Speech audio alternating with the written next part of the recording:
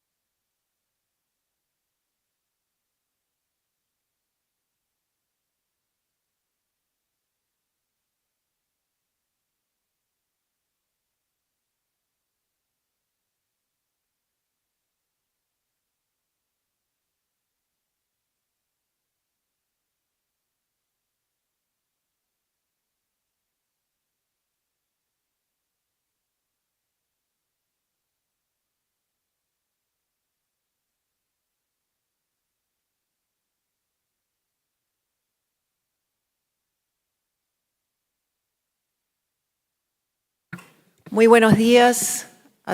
Good morning to you all.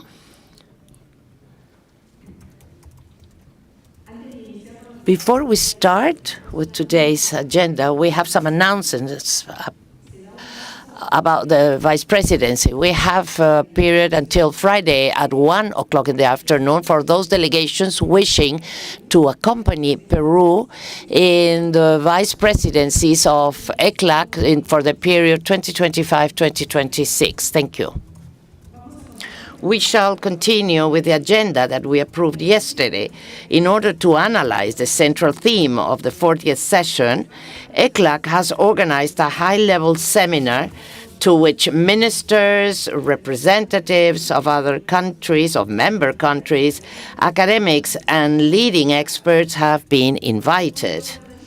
It is now time to begin with high-level seminary and panel number 1, Developed Trumps in Latin America and the Caribbean and Vital Transformations, that will be moderated by Diglio Peirano Torriano, Chair of Board of Directors of the Center for Strategic Planning of Peru, who will be introducing the topic and will also be introducing the panelists accompanying me. Mr. Peirano, you are acknowledged.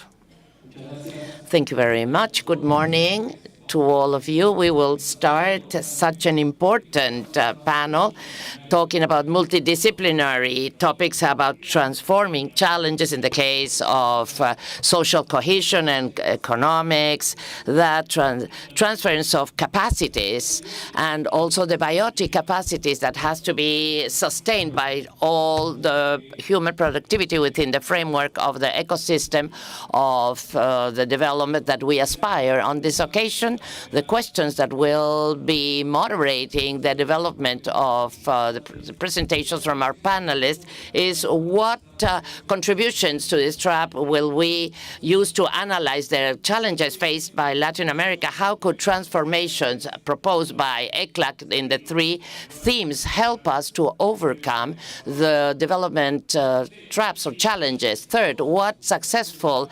experiences can we identify? And fourth, how does the region see itself in a couple of decades in terms of overcoming breaking the development traps. These are the first question. These are very structured themes, placing something quite spicy.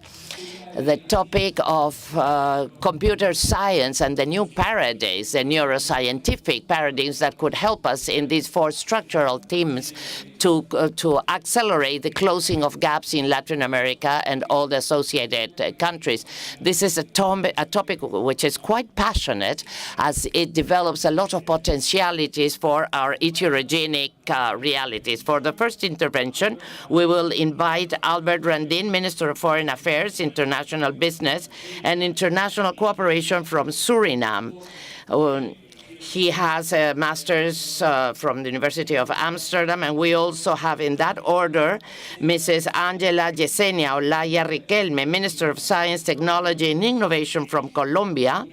She also has a master's in anthropology from UNAM, and she's also an expert, a teacher. And let me tell you quite frankly that it is quite valuable that Colombia would have a Minister of Science, Technology, and Innovation. Then we also have Luis Felipe López Calva, Global Director of the Poverty and Equity Global Practice at the World Bank.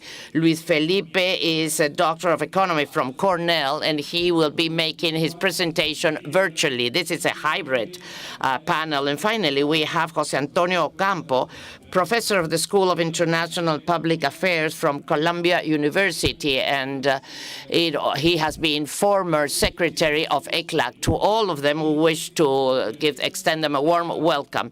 The moderation means that I will be making a 5-minute introduction, then I will give the floor to each one of them. In that order, Albert, Angela, Felipe, and José Ocampo, then for 10 minutes. Then we have a summary of the intervention, and then we go on to the Q&A session.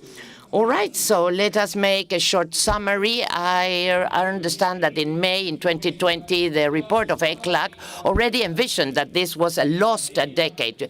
The pandemic destructured the chain of payments, and this affected the family microeconomies, and this implied an increase of anemia and the increase of poverty. This report was also compared with the lost decade.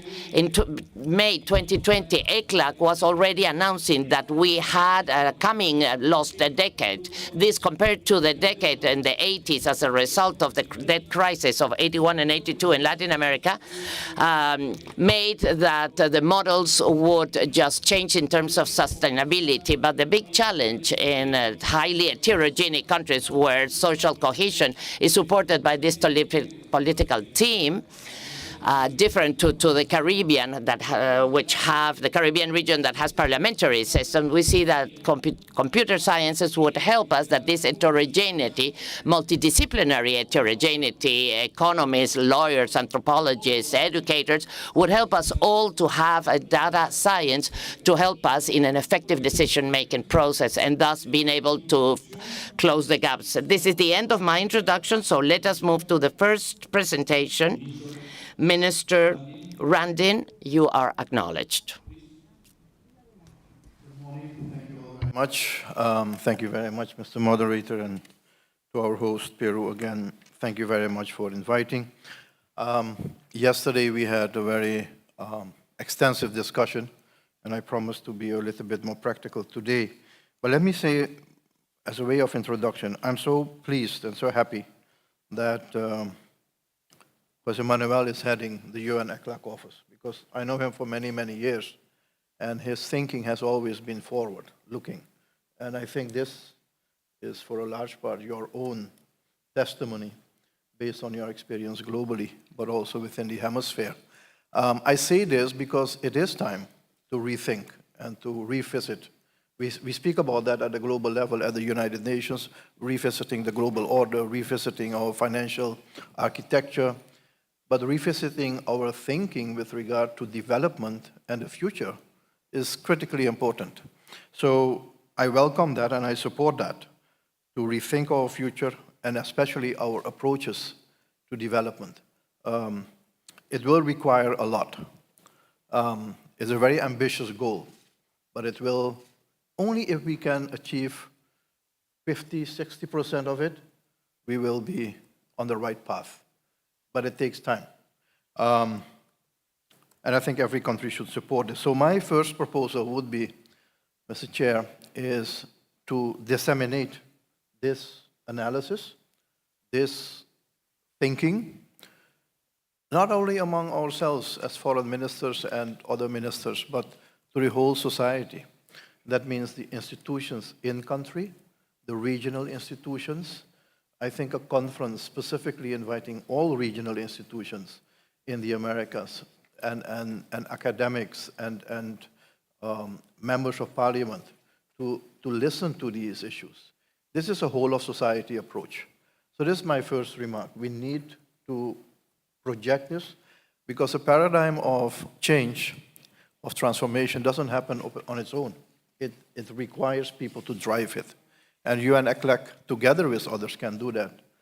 So that's the first point. The second one is, of course, the report doesn't address all issues. It is very comprehensive, but there are specific issues which relate to one country more than another. And I think we have to be cognizant of that. We spoke about this earlier in the region. I think, again, some work for you and ECLAC and maybe other agencies is to do more sub-regional assessments, groupings of countries which look alike, are alike, and how they fit within this model. But also country-specific assessments are important. I can tell you from the perspective of Suriname, for instance, I heard yesterday couple of things about dialogue, about communication in society, social cohesion. We have made lots of positive strides in these areas. For the past 4 or 5 years, going through post-COVID-19, but also the whole global development challenges, the impact of the wars, they had severe impact on small economies in terms of import inflation, in terms of supply chain lines, and all those things are very practical. Well, and I'm not speaking at this point even about the droughts and the impact of flooding and so on. So there are practical realities, but one way to mitigate that conflict, that social conflict that will occur in society, is by having dialogue with them. And we were able, as a government, to have a dialogue with trade unions, with the private sector, and there is no real explosive situation in a country like Suriname at this point. We have a tripartite mechanism that functions. So not everything is perfect, but there are certain things that are happening. And I think that's why I'm appealing to have more country assessments and then have a tailor-made recipe, if you wish, for countries to follow through. And again, I'm appealing, if these measures are not driven by people who understand what change is about and looking towards the future, is going to be difficult. So leadership styles in the whole society are critically important. I speak frankly about it. I'm not a politician. At least that's what I think. But it requires leaders in society to follow through. And often I see it in practice that they're stuck in their day-to-day business. My third point is Caribbean countries are often distracted from taking real steps, moving on a structural, sustainable path of development. And those are very simple issues. Well, no, they're complicated issues. But a debt crisis, most of the Caribbean is highly debt burdened. That has an enormous impact. We, Suriname, had a debt of 150% of our GDP. That's what we took over, $4 billion. Not because we borrowed, but because the previous government borrowed. Now, how do we deal with that? We were not eligible for the common approach of the G20 because we were considered an MDC. We are not. But for informal sense, we are. So it means that we had to renegotiate our debt bilaterally with all. That took us 3 years. It's now restructured. Just to give you one example, how the international system can fail countries in taking a road towards structural development. But social issues, Migration, education. Investments in education are critically important, but are costly, especially in small societies when there is no threshold, economic, commercial threshold for a certain development. Let me mention the issue about natural disasters. The Caribbean is prone to that. We have the same problem as a low-lying coastal area. We invest a lot. Nobody pays for it. And I say nobody pays for it simply because we should pay for it. But what I mean by nobody pays for it, we are one of the 3 carbon-negative countries in the world. We produce oxygen, free oxygen, because oxygen doesn't discriminate borders. But we take in a lot of emissions from other polluters in the world. Normally, that should be compensated. But start that discussion, and you are in a great trouble. There are only 3 countries which are carbon negative, 2 of them in this Western Hemisphere, Panama, Bhutan, and Suriname. I'm running out of time? You have to tell me. Okay. Then, thank you. I heard 5, but okay. So the distractions are there for the Caribbean. But the Caribbean, and this is another point which was made, collaboration among countries. We benefit. We are a country with 600,000 people, small country in terms of population, large in size, 162,000 square kilometers. We have oil and gas discovered, and we're going to start the oil and gas industry. While we are carbon negative, one of the few, we will remain carbon negative. That is a commitment. That's priority number 1. We're not going to change that, but we're going to develop our oil and gas in such a way that is environmentally friendly, it's in compliance with international standards. So we're not going to go even beyond carbon negativity to carbon neutrality. But we don't have skilled labor for that. So we will need to appeal to others in the region. Why not, as you spoke about that, Jose Manuel, orderly and regular migration? We can do that. But the connections between our countries is so bad, is so poor, that we don't know about the labor market in Argentina or in Bolivia or in Central America. For us, the labor market is the whole Caribbean, not only Suriname. Local content for us is much wider than only our national borders. Otherwise, we will not be able to develop that industry. So countries have specific issues, but being part of the Caribbean has provided us something. We have a market of 600,000 people. Being part of the Caribbean community makes it 12 million. That's a small market, but it is, in any case, 15 times larger than our own market.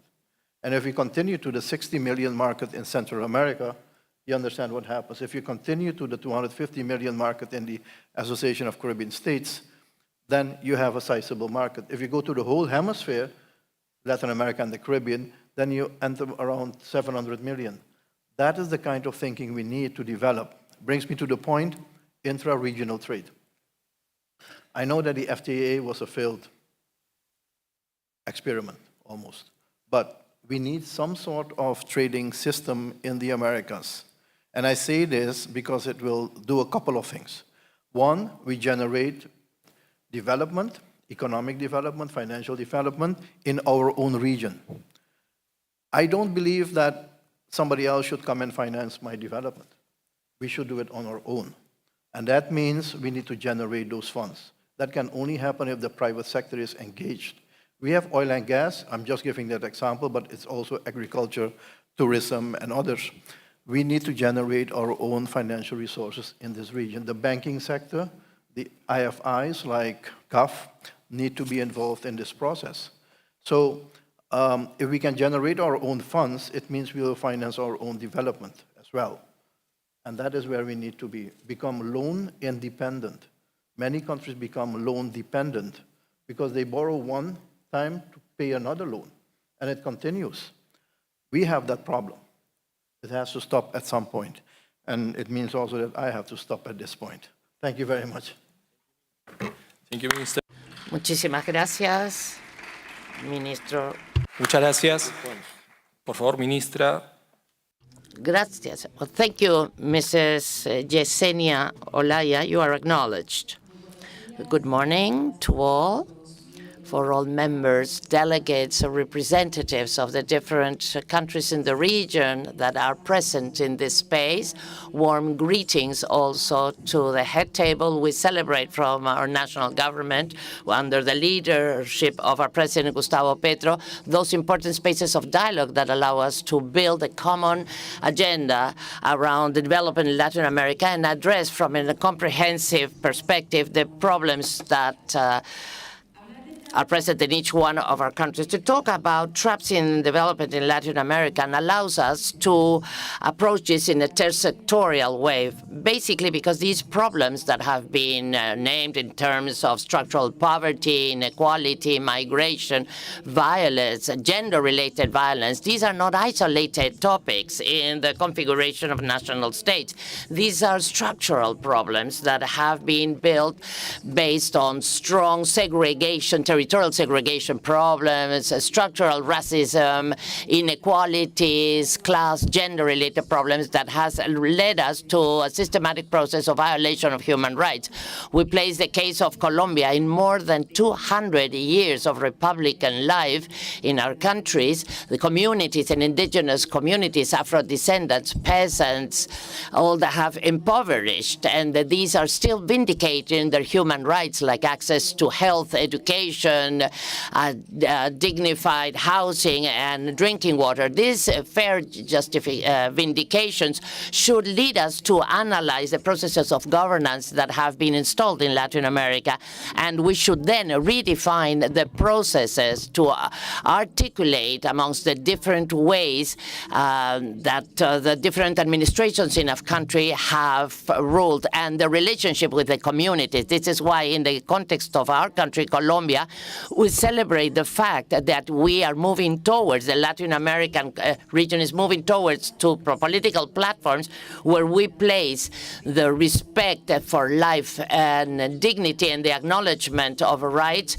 for the populations historically vulnerable. This is the main principle to be able to overcome all these negative situations that have caused traps in development and be able to vindicate rights and do not leave anybody behind in the decision-making processes. In this process, our government, recognizing the need to work in terms of these problems, created some institutionality that allows all the state entities to articulate amongst them, and also the private sector to give concrete responses to the Colombian society. We had the Ministry of Equity to do efficient policies to face all the problems derived to structural poverty, to racism, to historic racism in Colombia, the forced displacement, and all the systematic violence that has marked our nation and placed us in very complex situation for all our people.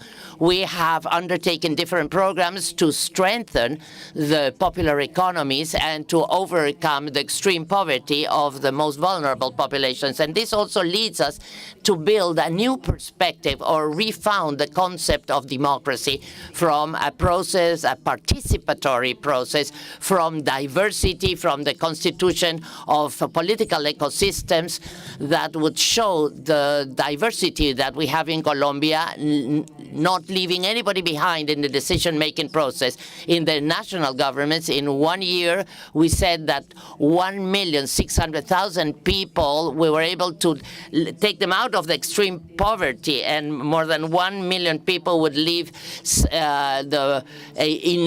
unequal access to health and education and housing. But we still have enormous challenges that require regional integration and the support from ECLAC to generate plans capable of increasing these successes. Yesterday, in the intervention of countries, we reached important consensus, the need to rethink, to build new economic frameworks in our countries based on the generation of renewable energies. This is, in other words, to move forward in the decarbonization orientation of our economies to accelerate the energetic transformation in order to be able to face the consequences of climate change and the impact that this has caused in strengthening the structures of structural poverty and negative impact on our environment. This is an excellent scenario to define which are the new financial and investment frameworks that would allow us to protect nature, to protect the environmental ecosystems, the different ways of life that are based on those territorial aspects. And in this way, to just frame our countries in new economic constructions and new alternatives that would allow us to improve the conditions, the living conditions of our communities. And for our government, the construction of other economic frameworks goes hand in hand with strengthening the generations of new scientific knowledge, the technological development, and the transfer of technologies. Yesterday, we were talking about how important it is to see all those approaches, the perspective of knowledge, artificial intelligence, so in order to make all the economic transformation needed in our region. What are we doing from the government in articulation with Latin American countries?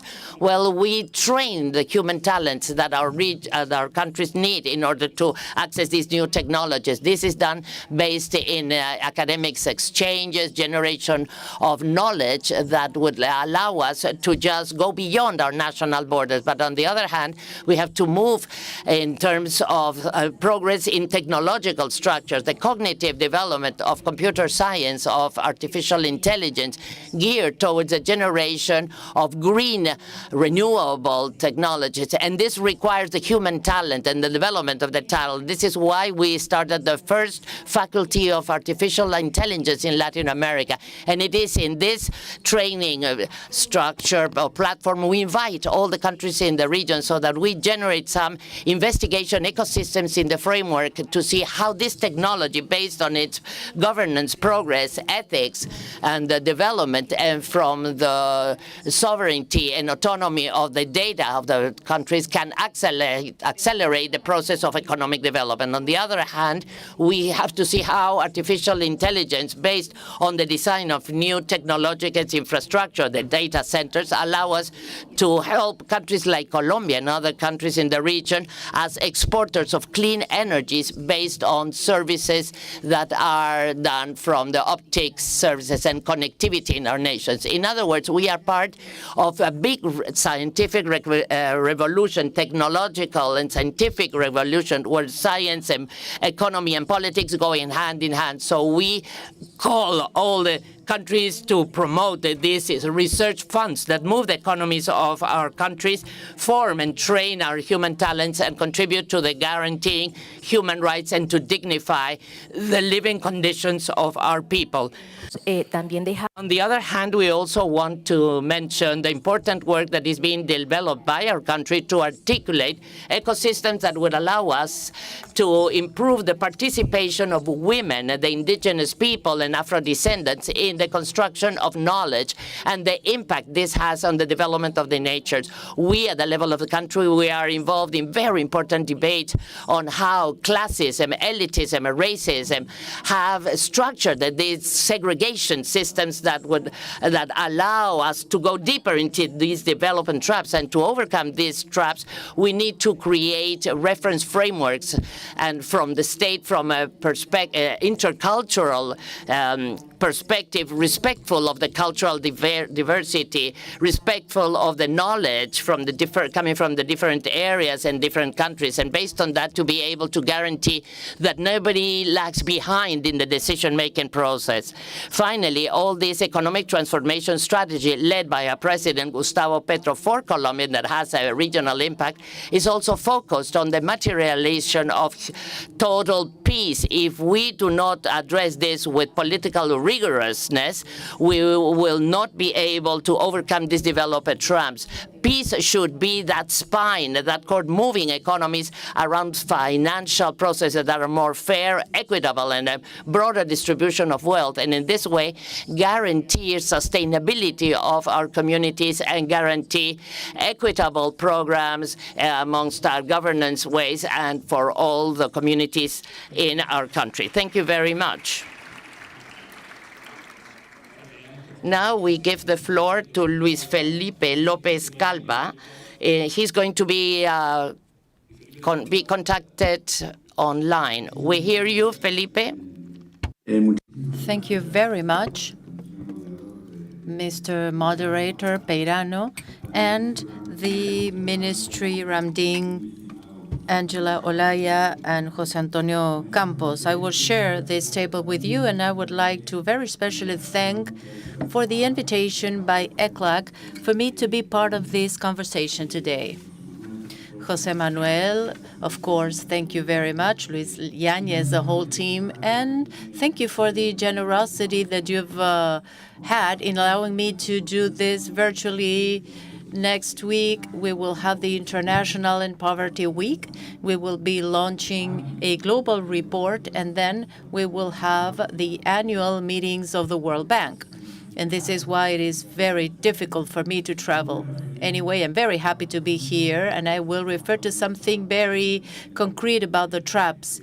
What ECLAC has stated about the different vicious cycles is very interesting to me. And I will deal with the economic aspects also, based on our global report, which was submitted some months ago, that deals with the middle-income traps.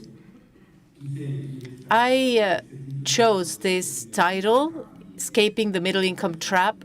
I didn't know if the presentation was in English or Spanish, and this is why I'm showing my slides in English, but I'm presenting in Spanish. The Keys to the Kingdom. Why? Because this is like paying homage to an admired friend, Hannah Ross, in his book on economic growth and development. He tackles many of the structural heterodox ideas which are very much associated to this idea of an imbalanced growth and the different traps that we face. This is an homage that I'm paying to Jaime, and much of the content builds on these ideas that were born in this heterodoxism. This is a report that I'm basing my presentation on, and first I would like to show this idea as to how mediocre is economic growth. This has been well discussed in middle-income countries. This is in terms of percentages of per capita income in the U.S. And actually, it's been very difficult for the middle-income countries to grow and try to converge towards more advanced countries. I'm showing two examples. The largest economies in size of our region, Brazil, compared to Korea. I know that we've worked a lot in the explanation as to the why, especially in the successful cases in East Asia. But we need to remember that this is a starting point. Many of the traps are related to the lack of possibility of having structural economies and their lack of possibility to grow. If we link this to one of the important results that we'll be presenting next week, if we take the poverty line, as a request of our executive board, we've added new poverty lines here. Traditionally, we have the extreme poverty of $2.15 per day by person, but we have added two more here, the $685 per individual per day, which is not a very high standard, by the way. And this is the line for middle to high income countries. If we take this line, 44% of the global population would be poor. And we have not managed to have a number of people living in poverty under this line. It's just a very reduced basis. We need to insist that leaving the economic growth trap is fundamental. It is essential, not enough, but this is a necessary condition. We see some of the economies in the x-axis. You see the national per capita GNI in 1990, and you see the other axis showing 2022. The successful economies in leaving the trap. For instance, some economies of the Caribbean, two of them, based on natural resources, mainly two successful cases, Uruguay, Panama, and Chile, that we always mention. And we need to try to understand how these situations have generated this possibility for them. Just to mention something, in 1990, the per capita income in Mexico was 50% higher than Chile's. And today, the per capita income in Mexico is 40% lower than Chile. These are comparisons which are leading us to learn from these lessons and experiences, to know where are the keys to break this trap. What we are now facing as a base problem regarding this situation of being a middle-income country is that growth in medium-income countries is lower, and it's different. There's a different degree of complexity required. This is much more complicated. And the third aspect here is that we have a very complex international context and specific requirements as to the productive change implied by climate action and climate change that complicates the situation even more. Now, the main message is, and with this I will close this first part of my presentation, and we can elaborate more afterwards. 6 billion people are in middle-income countries. They are trapped in this race against time. This is a fundamental issue that we indicate as a premise. You better get richer before you get older. This is a very important premise. It is important for countries to reach an important income level before going towards demographic aging. Otherwise, it will be more costly to sustain social security. Now, there are actually one eye, two eye, three eyes in the report. The first one is investment on infrastructure, digitalization, and then we have infusion, that is investing on those things that will facilitate the profitability, that is private investment, and bringing over the infusion of technology. And then we have the most advanced step, which is investing in funding or infusing technology and also innovation, meaning that we will start generating our own innovation. But this transition, and then I go back to the main point, the main message here, is that going from a model based on the accumulation of factors, moving towards innovation and creativity requires an institutional transformation also. And if this does not happen, we will be trapped on this transition. And much of this is related to what ECLAC has discussed about governance. There are institutional issues which hinder this transit from a growth model towards a different model. But I would like to mention once again that these strategies, depending on the level of income for the low-income countries, we insist on the need to have more investment. The main first eye, as things get sophisticated, we need to move towards the next eye, how to adopt technology, invest on skills to adopt and be in productivity in technological terms, and then how to create the necessary institutional conditions to generate innovation. There are, of course, restrictions, and this is where we relate this with the work which has been submitted. You have 2 minutes. Perfect. This idea as to how we might be more disciplined, how to create incentives so that the profitability and yield will be released for those companies that shouldn't be rewarded for being small, but for being productive. They need to grow, and how to capitalize when there's a crisis, how to redistribute the power. Crisis actually redistribute the negotiation power, and this facilitates and opens some doors for opportunity. What about the different models of innovation? The Schumpeterians view that incumbents can collude the entrants, and this generates technological lag. Then we have Agion and Howitz, where there's still a fight between entrants and incumbents, but there's innovation through the entrance into the market. And then we have a real difficult situation to overcome, where both the incumbents and the entrants are generating new technologies and innovation. I would like to close by saying that climate change brings on a new challenge, and this is the idea of vulnerability. We need to grow, invest, and protect those who leave the low-income conditions, since volatility also entails a trap where those who are leaving poverty will fall again into it. And this is a gray circle, the total population. Blue, we have the exposed population, and in red, we have the population which, apart from being exposed, does not have the same capacity to respond to shocks. We have South Asia and Sub-Saharan Africa, all of them exposed, are vulnerable. North America, there's a lot of people who are exposed, but not necessarily they are vulnerable. And this is what we wanted to emphasize. This need to invest. 30 seconds, please. Perfect. I will finish with this graph.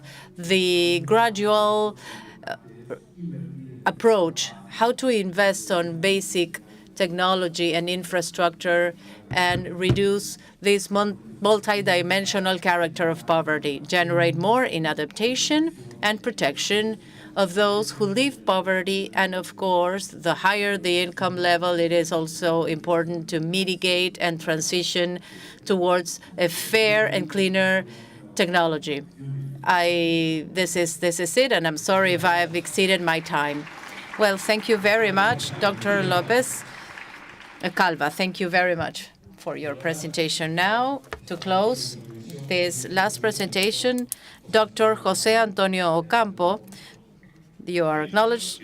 Well, first of all, I would like to congratulate ECLAC for this document. Manuel, I think that this is actually an excellent document, and as Luis Bertora has put it yesterday, I have to say that it's perfectly identified with the historical tradition of ECLAC. And I'm saying this because ECLAC is at the heart of me, and even I've been leading it for 6 years. I have to mention that the traps that are mentioned, all of them are right, I think. I will tackle the one on growth, but I have to say that this is very much associated and linked to the other two. If you take a look at the period where Latin America improved the distribution of income at the beginning of the century, it was a fast growth period because of the generation of formal employment, which is much associated to economic growth. And also climate change. Climate change, has been mentioned yesterday, has important costs, but also it gives opportunities, important opportunities, because of the capability of Latin America to generate clean energies. And this is also important in industrial processes or of other sorts which use energy intensively. This is another interesting possibility that Latin America has. And also, I like that ECLAC has adopted two of my terms.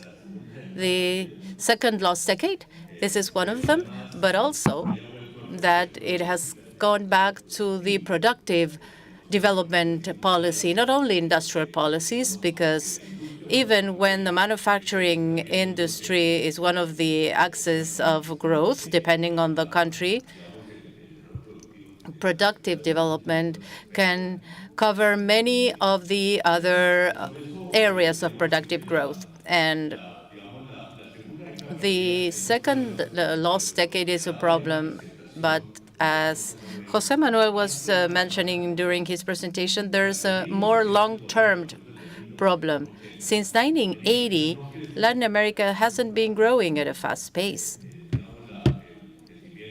The growth, as has been shown in the industrialization era, was 4.5% per year. Since 1990, it's been 2.7% yearly. Half of the growth from before. And I think that it is important and needs to be mentioned. As Luis Felipe has mentioned about the middle-income trap, it has to do with the report from the World Bank. I'm honored in being one of the advisors to this report. I agree with all of the conclusions of this report and this middle-income trap, where many of us have linked our contributions to. Dealing with productive development policies, please let me highlight 3 topics that are important. Investment on science and technology, and therefore this link to innovation.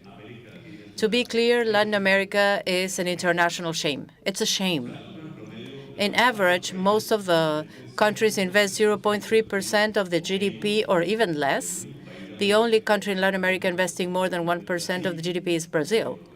The others, 0.3% less, or we invest 0.3% less, and this is compared to China, 2.5%, developed countries, 2.5 to 3%, and Korea. You were showing Korea, Luis Felipe was showing Korea, it's more than 5% of the GDP on science and technology. This is an important issue, science and technology, the scientific and technological networks in all of the fields, and this relationship with private investment, which is the one that ultimately incorporates this technology in their productive processes. The small entrepreneur or a farmer, and this goes up to the industry or even mining when there's interesting contributions. The second axis is the role of financing, and I would like to highlight the role of national development banks here and how important it is to push and promote the National Investment Bank, always linked to whatever we have in the multilateral side, where we have the virtue of having the best in terms of development banks. We have CAF, we have the IDB, the different banks like the one in the Caribbean. This is the best multilateral network, but nationally we have a manifest weakness, and today they play a very small function compared to the historical function. At the time of industrialization, they were of the essence and paramount as an instrument of development. And you might think about 3 types of instruments.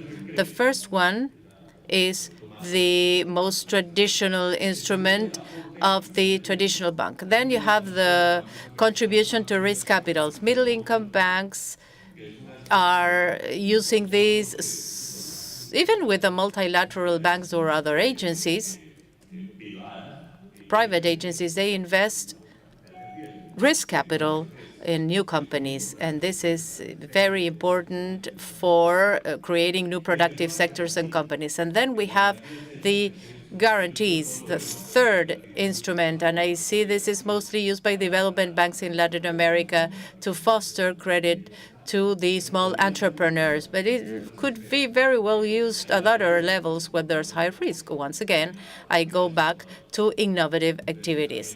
So we have these 3 instruments, and we need to see how they might be applied and developed extensively.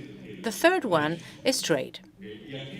And here, the fundamental problem that we face around the entire world is a very slow growth of international trade, which has been given after 2007, 2008. This is an important material issue. I don't know how many opportunities of international trade we might have. We shouldn't be part of a division or a commercial Cold War, but we need to work with all the parties.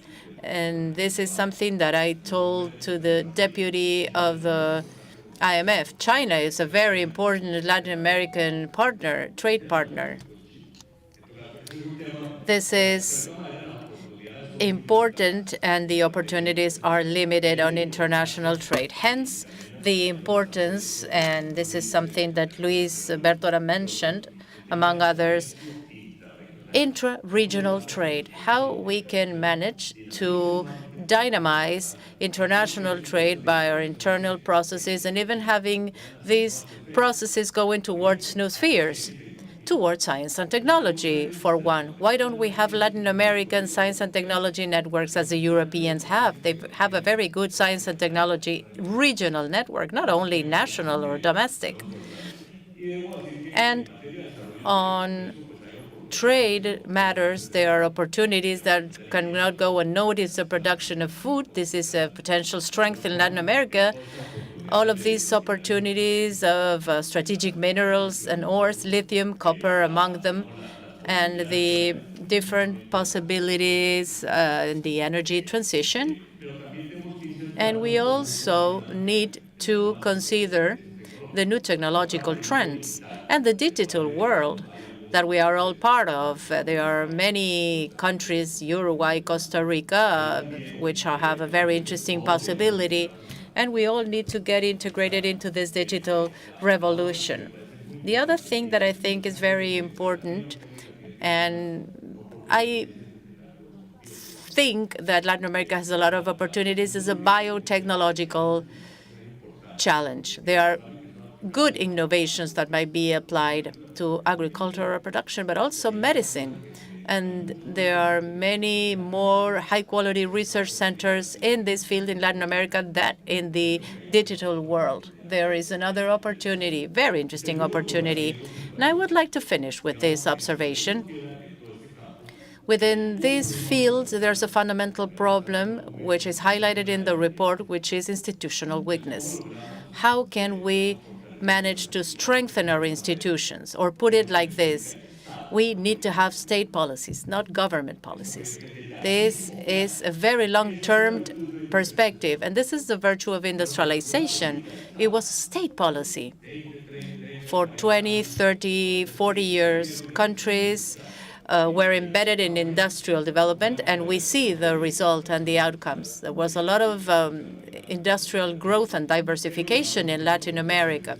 Same thing needs to be done here. Unfortunately, we have specific government policies that are not of so much interest to me, because we have to think in the long term. State policies that will promote changes at all levels, science and technology, financing for development, and also new specialization ways, and very importantly, capacity building and regional integration. Thank you very much.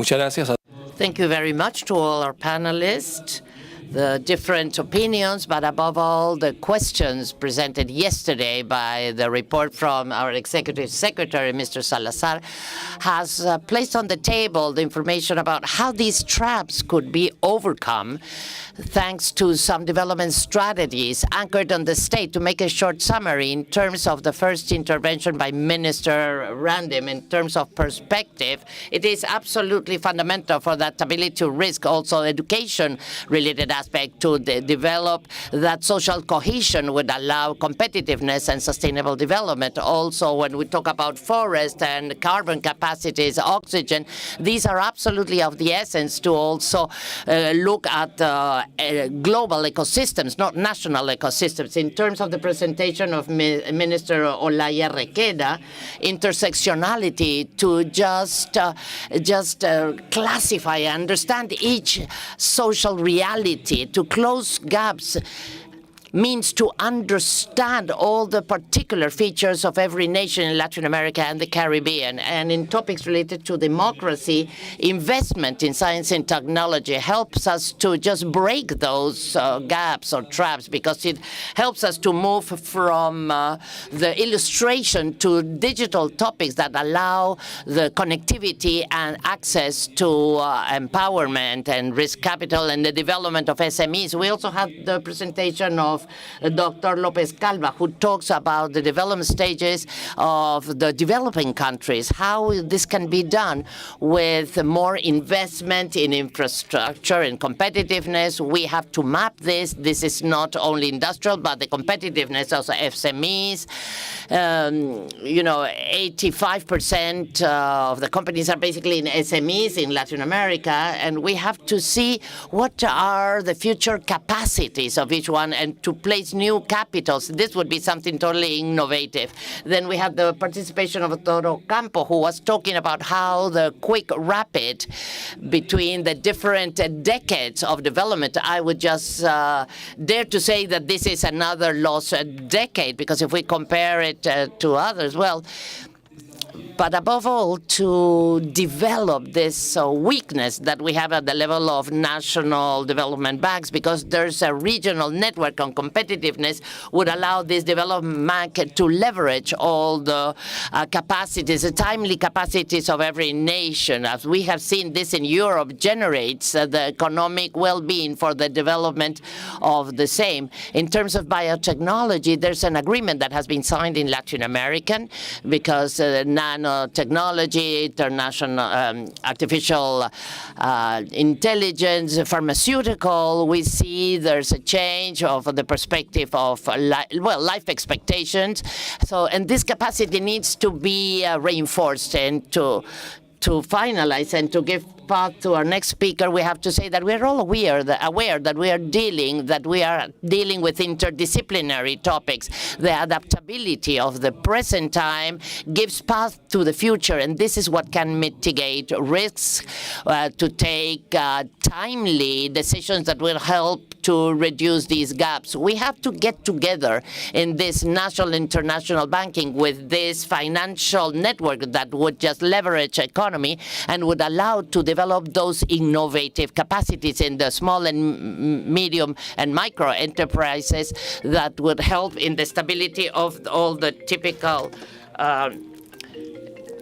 as has been described by the report of our Executive Secretary. I would like to ask for a big round of applause for all of our panelists. And now I would leave Ambassador Echevarria to continue leading this discussion. Well, we thank our moderator and the panelists for their interesting reflections. Now we will invite delegations who wish to do so to take the floor for not more than 2 minutes about the topic discussed by the panel. I would ask the delegations to raise their name tags so that we can give them the floor.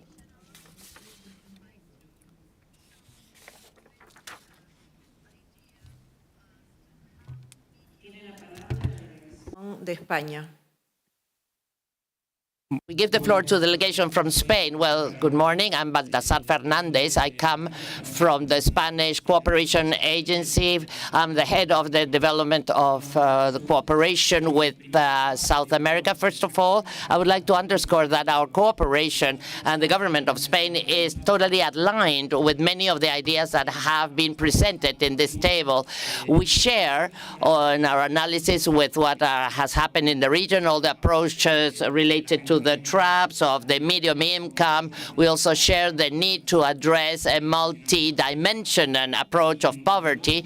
And of course, we're really aware of all the challenges, particularly proliferating in the recent years, risks related to climate change, but also based on the pandemic. As a result of the pandemic, we see that we have to address new productive models with new energetic sources. And in this sense, we are aware that Latin America and the Caribbean is a space where we are seeing a very big transformation that the Spanish cooperation is broadly supporting, because we are sharing many of these challenges. We believe it is of the essence to support all these fiscal reforms so as to be having a more stronger fiscal system, and that this will take us to create more trust, not only on the citizens, but also by international investors.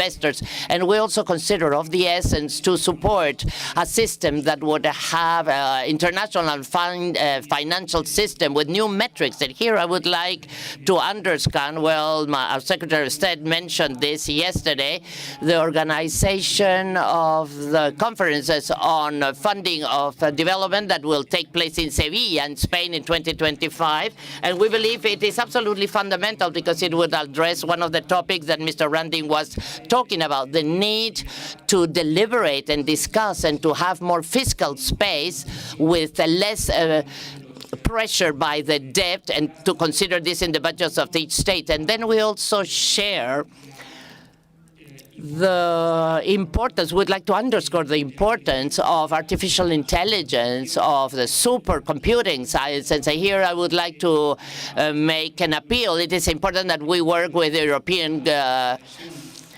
Union to work in the Digital Alliance, European Union and Latin America and the Caribbean. And I want to announce that Spain in the following months will support this type of networks, particularly given the first steps, which I believe are absolutely fundamental, which is the support to the regulatory convergence in this matter. Thank you very much. We thank the delegation of Spain. We give the floor to the delegation from the United States. Thank you, Madam President. Mr. Secretary, Executive Secretary, ECLAC member countries, and distinguished colleagues, I'm honored to speak today on behalf of the United States to address the pressing issue of development traps in Latin America and the Caribbean. We recognize the deep historical, economic, and social ties we share with the region. This is why we remain resolute in partnering with you to confront the structural challenges that hinder progress. Latin America and the Caribbean, despite their vast potential, continue to face development traps, situations where nations struggle to escape inequality issues and confront governance challenges, and remain vulnerable to economic shocks and environmental crisis. To address these challenges, the United States has adopted a multi-pronged approach that both directly and indirectly supports regions' transformational efforts. First, through initiatives like USAID, Latin America, and the Caribbean Economic Growth Program, and the Department of State's Small Business Network of the Americas, we have helped countries foster inclusive, resilient economies by supporting entrepreneurship, advancing access to capital, and promoting transparency and governance. The goal is not just economic recovery, but sustainable long-term growth that benefits all members of society. Second, we have deepened our cooperation on climate resilience and energy transitions. The United States has committed billions to the Green Climate Fund and partners with regional actors on clean energy solutions, especially in addressing the vulnerabilities of climate change that threaten to exacerbate development traps. By investing in green infrastructure, we are ensuring that the region is equipped to build for better, leaving behind unsustainable models of the past. Third, we continue to work closely with organizations to bolster institutional capacity, enhance democratic governance, and reduce inequality. The United States recently launched the Advancing Equity and Racial Justice through the U.S. federal government initiative, which focuses on strengthening civil society, ensuring equitable access to services, and uplifting marginalized communities. However, we know that our role as a partner must be shaped by listening and adapting. We aim to support regional leadership, not to overstep. We are keenly aware that transformations must be regionally driven and tailored to local realities. Therefore, we are committed to working in collaboration, recognizing that solutions to development traps will come with the region itself, with our support when needed. In closing, let me reiterate, the United States stands ready to walk alongside our partners in Latin America and the Caribbean. We believe that together we can break free from these developmental traps and unlock a future of shared prosperity, security, and resilience for all. Thank you. Muchas gracias a la delegación. Thank you to the U.S. delegation. We'll give the floor to the delegation from Jamaica. Thank you, Chair. I also thank the presenters for their comprehensive presentations. Jamaica welcomes the report, which is comprehensive and timely, and and offering vital insights into the persistent challenges facing the Caribbean region, and provides a roadmap for transformative action. Like other countries in the region, Jamaica is grappling with three main development challenges. These traps have been exacerbated by global economic shifts, climate change, and governance challenges.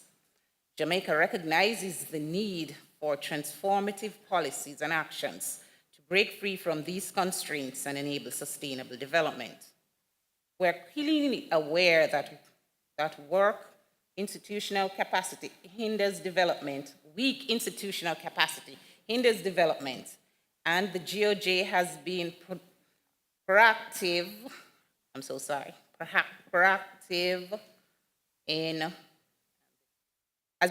in strengthening governance structures and to promote transparency and efficiency. We have introduced reforms to the taxation system, creating a more efficient mechanism to fund development efforts. We recognize the importance of collaboration with international development partners and the private sector to ensure that adequate financing, technology, and capacity building are available for national and regional development initiatives. Jamaica is also embracing the knowledge economy and has been focusing on the digitalization of services and improvements in productivity to spur innovation. The government is actively working to ensure that the workforce is equipped with the skills needed for the digital and technological revolution. This aligns with the report's recommendations for countries to invest in education and technological development to break out of the low-growth trap and to foster inclusive, sustainable development. To enhance economic development through productivity, the following strategies are recommended. The promotion of innovation by strengthening the collaboration between government, universities, and industries to address the training needs of industries. Strengthening digital resilience at the organization and national levels is crucial for the innovation economic nexus, guiding our nations in a more dynamic global landscape. Education and skills upgrade through improving the skills of the workforce is essential to enhancing productivity. The use of open online platforms such as edX and Conversa can help remove barriers to education, providing affordable and accessible learning opportunities for all. Improvement in infrastructure is important. To reliable and well-designed infrastructure connects supply chains that facilitate the efficient movement of people, goods, and services across borders. Finally, Chair, I commend ECLAC for conceptualizing and presenting such an important report, which provides the region with a roadmap for escaping development traps and moving towards inclusive, sustainable growth. Jamaica remains committed to working with regional and international partners to accelerate the transformation necessary for building a prosperous future for all. Thank you.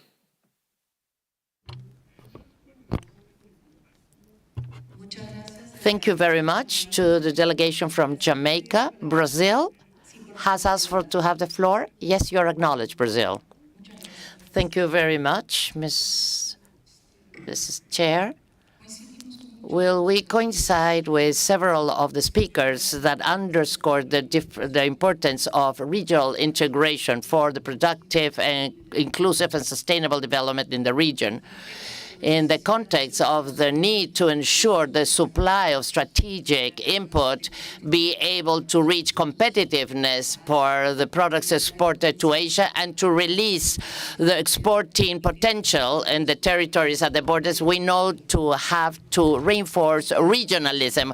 We believe that the regional development traps can be minimized insofar that all the physical and regional integration processes include with the oceanic corridors, for example. An example is the road corridor that involves Brazil, Paraguay, Argentina, and Chile.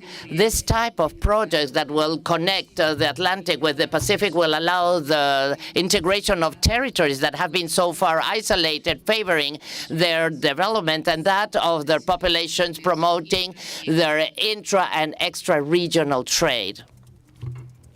I would now like to ask the panelists about how they see regional integration through these bio-oceanic corridors and their potentials. Thank you very much. Thank you very much to Brazil. I will now give the floor to the delegation from Guyana. Thank you, Madam Chair. I just wanted to say that Foreign Minister Ramdeen's intervention, in his intervention, he said one word that kind of raised alarms in my mind here. Disseminate. This incredible and ambitious body of work of ECLAC needs to be disseminated to the governments of our countries, regional bodies like CARICOM, SICA, Andean Community, Mercosur, and so forth. We will definitely do our part to disseminate and bring to the attention of our respective governments the work that ECLAC has done. But I do believe strongly that ECLAC itself, at the highest levels, need to undertake some work directly with the policymakers, the heads of states, the finance ministers, the planners of our governments, to really implement the work that you have done for us to identify what applies to us, whether it's in CARICOM, whether it's in SICA, whether it's in Mercosur, because simply one size doesn't fit all. Each sub-region has their own challenges, and I think that ECLAC needs to work more directly with the sub-regional bodies, and especially, and I'm lobbying here for a case for CARICOM, that if ECLAC could perhaps work some more with perhaps SICA, perhaps CARICOM, to get this ambitious and excellent body of work that you have done across to the powers and the policymakers. I thank you. Thank you very much to the delegation from Guyana. If there are no more delegations, I would like to take the floor. There's a question presented by Brazil to all the members of the panel. Yes, you are acknowledged. If you wish to respond. Yes, well, I think that the initiative of the Oceanic Corridor, I believe is very important. I would say that there's another one that we would think that it would see just by water, that is more up to the north, the network of the Amazon River and all the affluents. And, well, in both, I think that have a very big and interesting opportunity. But beyond that, I should also say, and I should even mention the name, that the strengthening of the integration process, the existing integration process, is absolutely essential, fundamental. There's a lot of fear that some things might happen with some of them, and particularly with Mercosur. So I would like to underscore the importance of that one, but also of the Andean community, the Central American market, the CARICOM market, all the integration networks that we have in Latin America and the Caribbean, so that they can become even stronger and be used as mechanisms of regional integration, even for regional productive specialization. So as those networks that we have to put together beyond trade. That is where they have been somewhat successes. But look at see how we can plan the productive development in new activities using the integration processes. How we can use regional science and technology frameworks, as I mentioned throughout my presentation. Well, thank you very much, Dr. Ocampo. Now let's give the floor to Minister Radin, and then we'll give the floor to Minister Olaya following that. Thank you. Yes, thank you very much for the question. I think a couple of points of view there. One, in the Caribbean, we have the Caribbean Sea, which is basically the space which is being promoted in terms of connecting countries and connecting not only islands, but also all the countries which border the Caribbean Sea. The Association of Caribbean States is the reason why they exist. And within the Association of Caribbean States, a lot of work has been done. 25 countries are a member of the Association of Caribbean States, which is the second largest intergovernmental body in the hemisphere. It is not a political body, it's a functional cooperation body, but it does a lot. Simply in terms of the blue economy, but also the threats, the issue of sargassum, which has been affecting many countries, especially those related to tourism and with sand and beaches and so on. So that notion of utilizing the Caribbean or the sea in general as a channel for, literally and symbolically, as a channel for cooperation has been there for more than 30 years. That's how long the ACS exists. But even before that, the sea was the connecting point. Regretfully, due to economic conditions and economic factors, connectivity has become a challenge. Sea routes, shipping lines, air traffic, airline routes are limited, and as a consequence, expensive. So while before countries could visit each other, people from different countries could visit the different islands, today is much more difficult, strange enough. Now, the other large body which we have to think through as well is how are we going to manage the sea, because it's one of the neglected areas in terms of resource management and revenue generation beyond the maritime zones, where the sea is nobody's. And cooperation mechanisms are being established. As we speak, 2 years ago, I believe Secretary Blinken established the Atlantic Partnership Cooperation Platform, which is African countries, brings 4 or 5 continents together, Caribbean countries, North American, South American, African countries.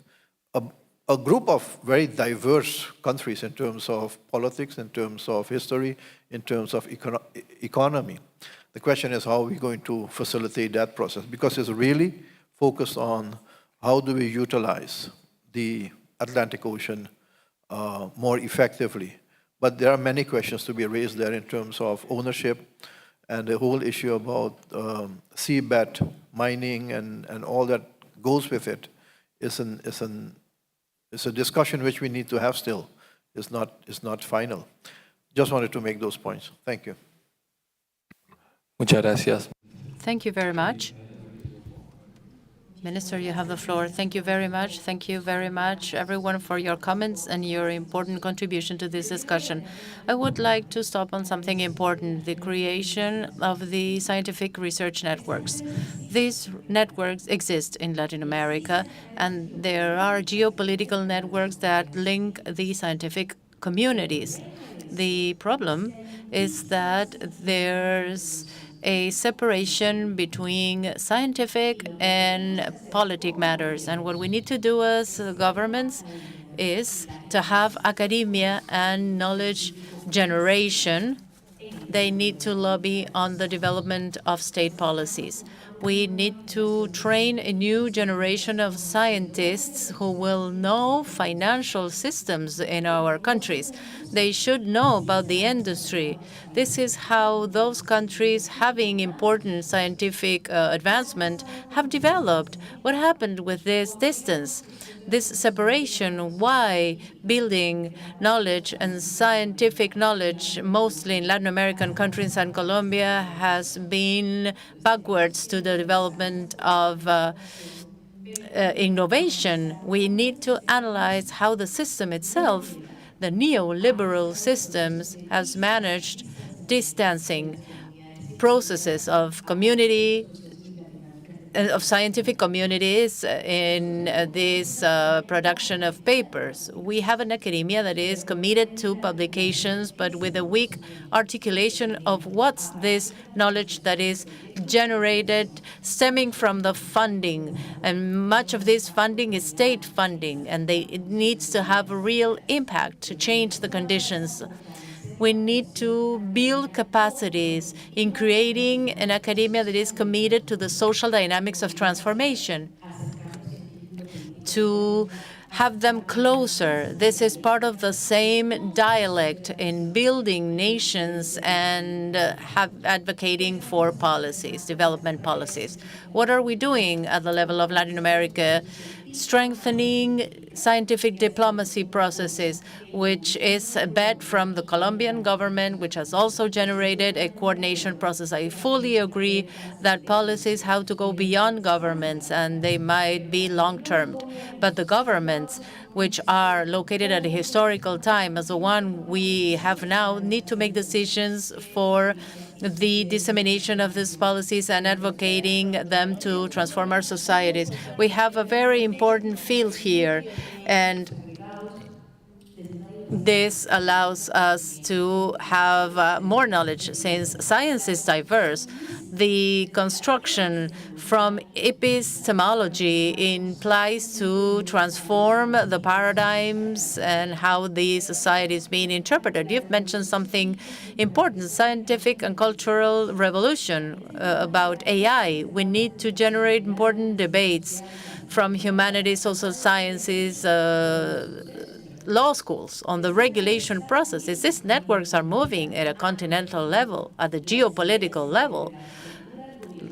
Advocating from Colombia means that we need to make them have a direct incidence. Scientific discussions are also policy discussions at the same time. We are studying the processes as how the humankind has developed. And this also is political. This is an invitation from ECLAC as Colombia. We have the chair of the Science, Technology, Innovation Conference. Tomorrow we will be presenting the important breakthroughs that we've made in structuring the task forces which have been present at this conference and how this is generating a new dynamic in knowledge transfer, going from discourse to political practice. Because if you don't have transforming science, what are we doing with the generation of knowledge? The papers are important, publications are important, but we have to move towards an open science publication that will make the social appropriation of knowledge more democratic. And this should be the input and important tools for transformations that will be managed from communities. This leads us to recognize science as a human right, as a common being, well-being. If we recognize this, I am sure that the scientific articulation networks will become stronger, same as the states that will take more seriously this type of investments in their development plans. Thank you very much. Thank you very much, Madam Minister. We will hand the mic to Dr. Ocampo once again. Thank you. Well, I fully agree with it about the importance of taking all this knowledge at, well, the support to the popular economy, just to call it in a way. Well, I did participate in that discussion with the Colombian government, but the Latin American networks in topics of science and technology are very, very poor. I invite ECLAC to make a specific analysis on the research and development networks. And I am talking as an academic, and this is what I basically am.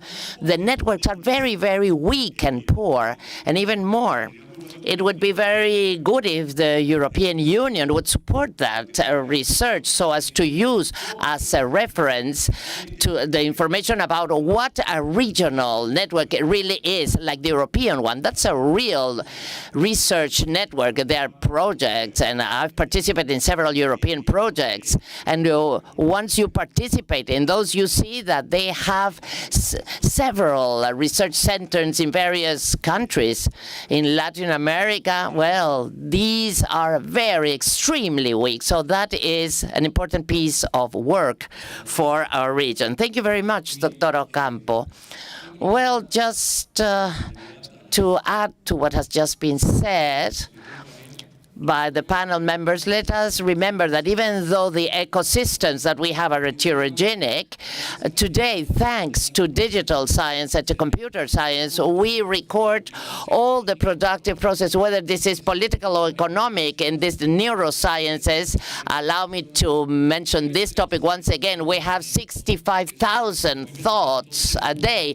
5% are new ones of these, but we want changes in competitiveness, in security, in social cohesion and governance and governability.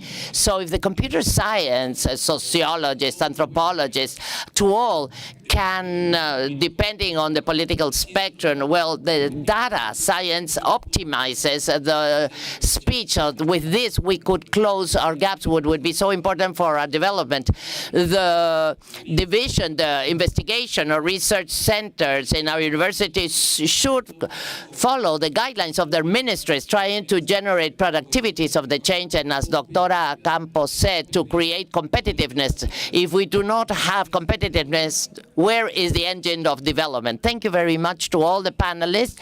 And now we'll close our panel. Well, thank you very much, Mr. Giovanni Peirano, President of CEPLAN in Peru, for having led this debate, and to all the panelists that were accompanied with us in this table talking about development traps in Latin America and the Caribbean, the vital transformation.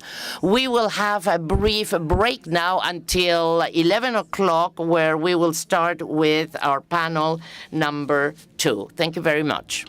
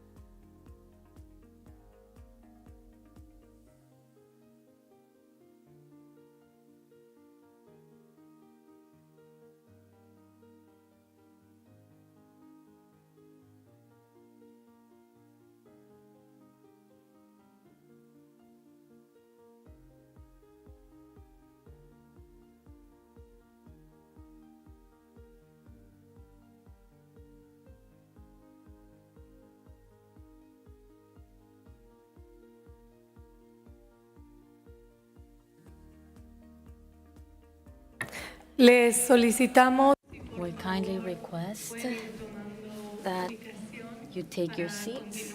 We would like to continue with today's second panel, how to achieve stronger, sustained, inclusive, and sustainable growth.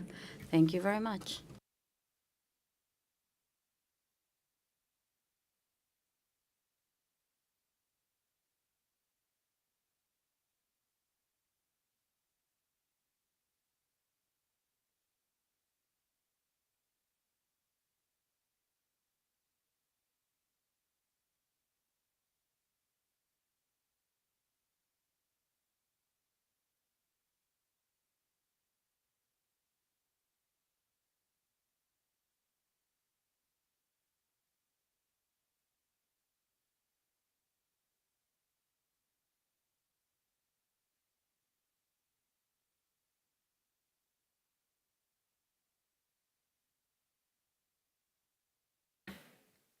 A continuación, nos corresponde.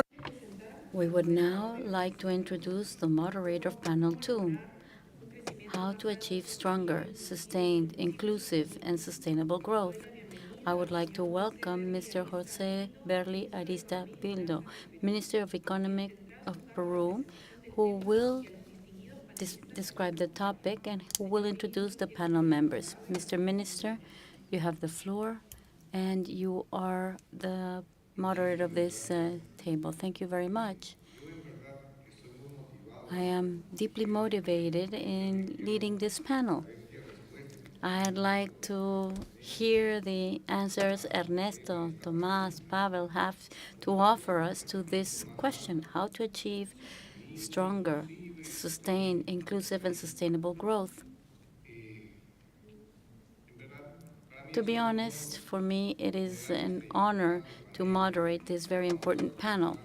We are going to look at issues associated to the growth of our economies and the policies that may pave the way to greater growth, not only for a temporary purpose, but for this growth to be sustainable and sustained, while distributing equally the benefits of growth and in keeping with environmental balance and social balance.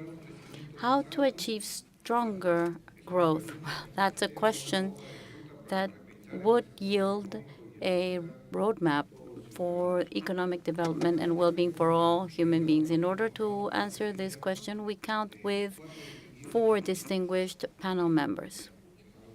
I'm going to introduce them. Pavel Isa. He's the Minister of Economic Affairs of the Dominican Republic. We meet frequently when there are board meetings of IDB.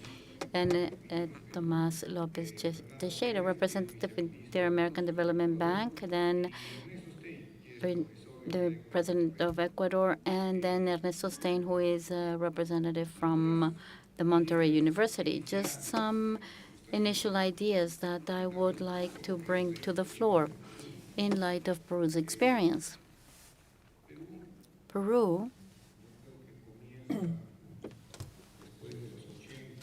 after the 1980s, after having difficult times with high levels of inflation, actually hyperinflation, significant fiscal deficit. We had no presence in the international financial market.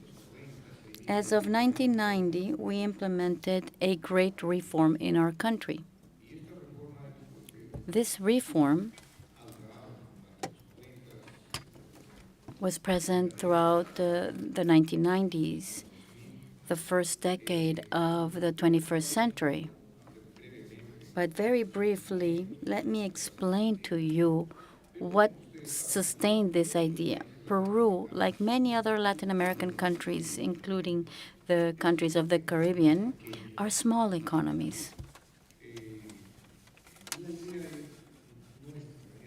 And our idea was to open our economy, to open the economy and to eliminate this idea of strategic sectors.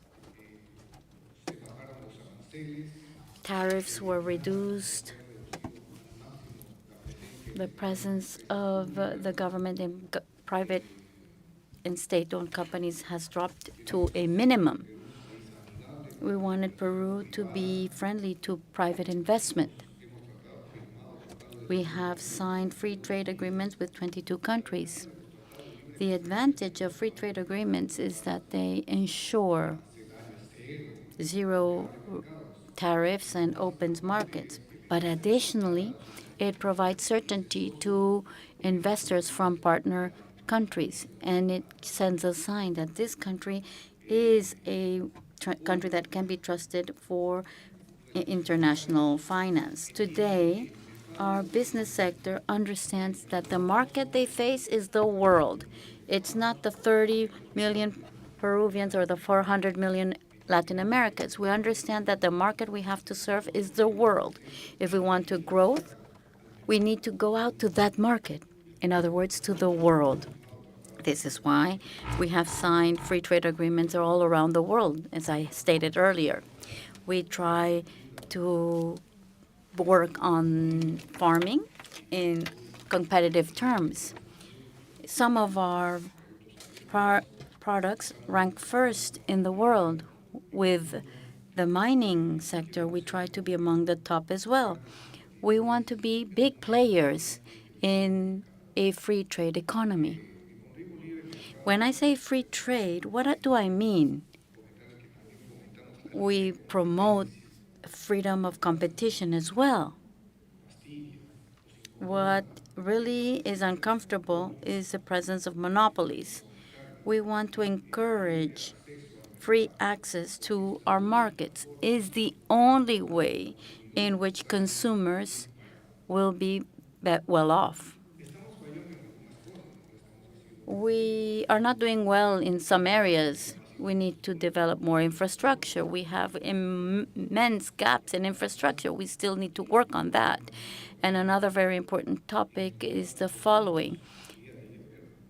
We know that we need to bet for education with a view to the future. It's not just a matter of knowing about our history and things like that, but the education we offer needs to train individuals who will work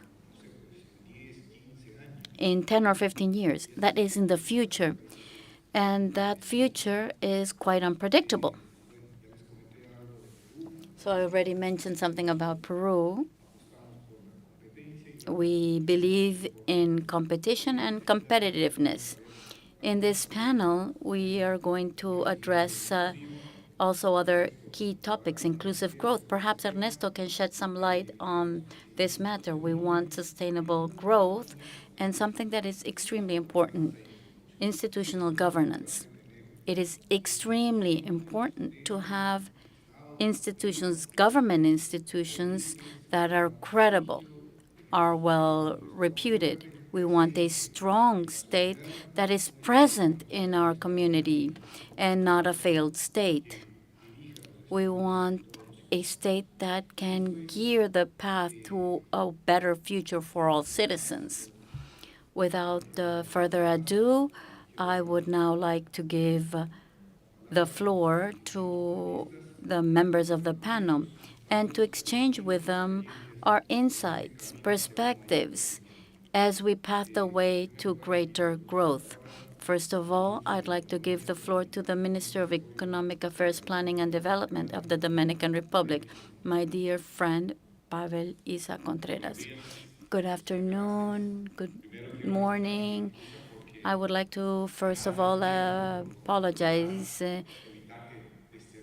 And since we've been given some time, I'm going to read, even though I might sound somewhat strict. But that way I'm sure that I have addressed all the topics. And secondly, we're going to talk about specifically about Chapter 4. We're going to try to answer the question that Jose Manuel has just posed. How to achieve growth.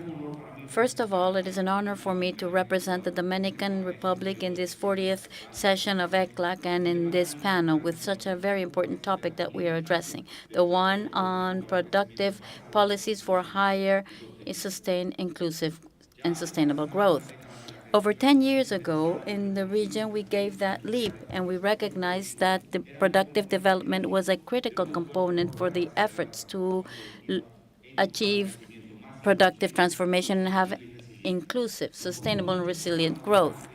It was very hard to set aside that ideological lag we had that affected political policies for decades. The new global context has new stimuli for these policies, and it also brings about new challenges. The government of the Dominican Republic agrees with ECLAC's view. In few terms, we agree that the policies of productive development should go beyond industry. It is not only referring to SMEs, but it's a quantitative development of companies irrespective of their size. Third, it should have a territorial size. Fourth, there should be different sectors, subsectors prioritized based on the territory with robust criteria. Five, they should be collaborative processes and not based on rules. And six, there shouldn't be a unthoughtful intervention, but they should be well thought out on a number of criteria. We also recognize the technical challenges, institutional challenges, the resources that these policies require, and we would need to bear that in mind in order to advance. I want to share with you the Dominican Republic's view in light of the recent experience. We agree with ECLAC that the productive transformation goes beyond the development of industry. Agriculture and the service industries that participate in relevant value chains are as valuable as the industry to contribute to the generalized productive growth, including tourism, that are not traditionally known, but they have a good quality and quantitative approach in the high waters. We have promoted different policies, such as making tourism more sophisticated. It has also gone beyond the sand and the beaches and expanded to other areas. As for the policies based on company sizes, in the Dominican Republic, we have identified two needs. First, our policies have to be more integrated for SMEs to complement the efforts in giving loans where the emphasis has been placed. We need to reinforce and be more creative in our effort to promote these aspects that I mentioned: digitalization, internalization of SMEs, learning, adaptation to technologies, and the formalization and facilitation of tax matters for SMEs. We believe that we need to articulate, align these efforts to achieve these goals. The second policy is focusing on big companies. We need to move beyond the special tax regimes, and we need to have policies that address the technical sophistication, diversification, increase of productivity, and stimuli to innovation. Together with the rest of the region, in the Dominican Republic, our policies are still focused on the tax expenses. As a matter of fact, the day before yesterday, we proposed to the Dominican Republic Society to modernize our tax system. One of the things that we have is to bear in mind those two items, the SMEs and dismantling of the tax structure. This proposal has generated a deep debate. It's already in the Congress, and this was motivated for fiscal reasons, but also because we have a clear intention of changing the productive and development policies and adapt them to the current situation. On this regard, we need to identify more clearly the path to be followed, to continue thinking about the priorities, the needs of the territory. The comments made by ECLAC in this document are very useful because they support this process of search for new channels.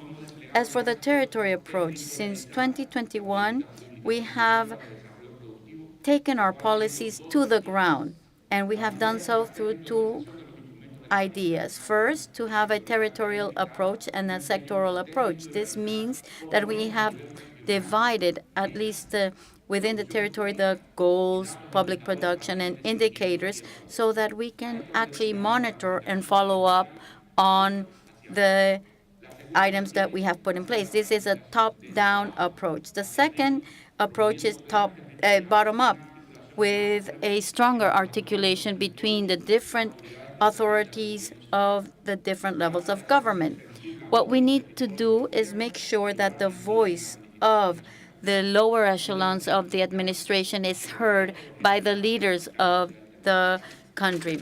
We have also strengthened local leaderships. We have promoted regional projects that are called strategic or that provide strategies, such as the Cabo Rojo Tourist Circuit and Bergantin Circuit. We have 4 initiatives that are of big scale to transform the economies of 4 regions of our country.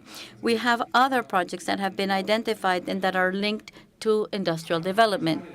Despite of all of this, we recognize that there is a big challenge in building collaborative platforms with the private sector, the academia, civil society. The 4 asterisk approach. We need to be based on a territorial approach and a chain approach.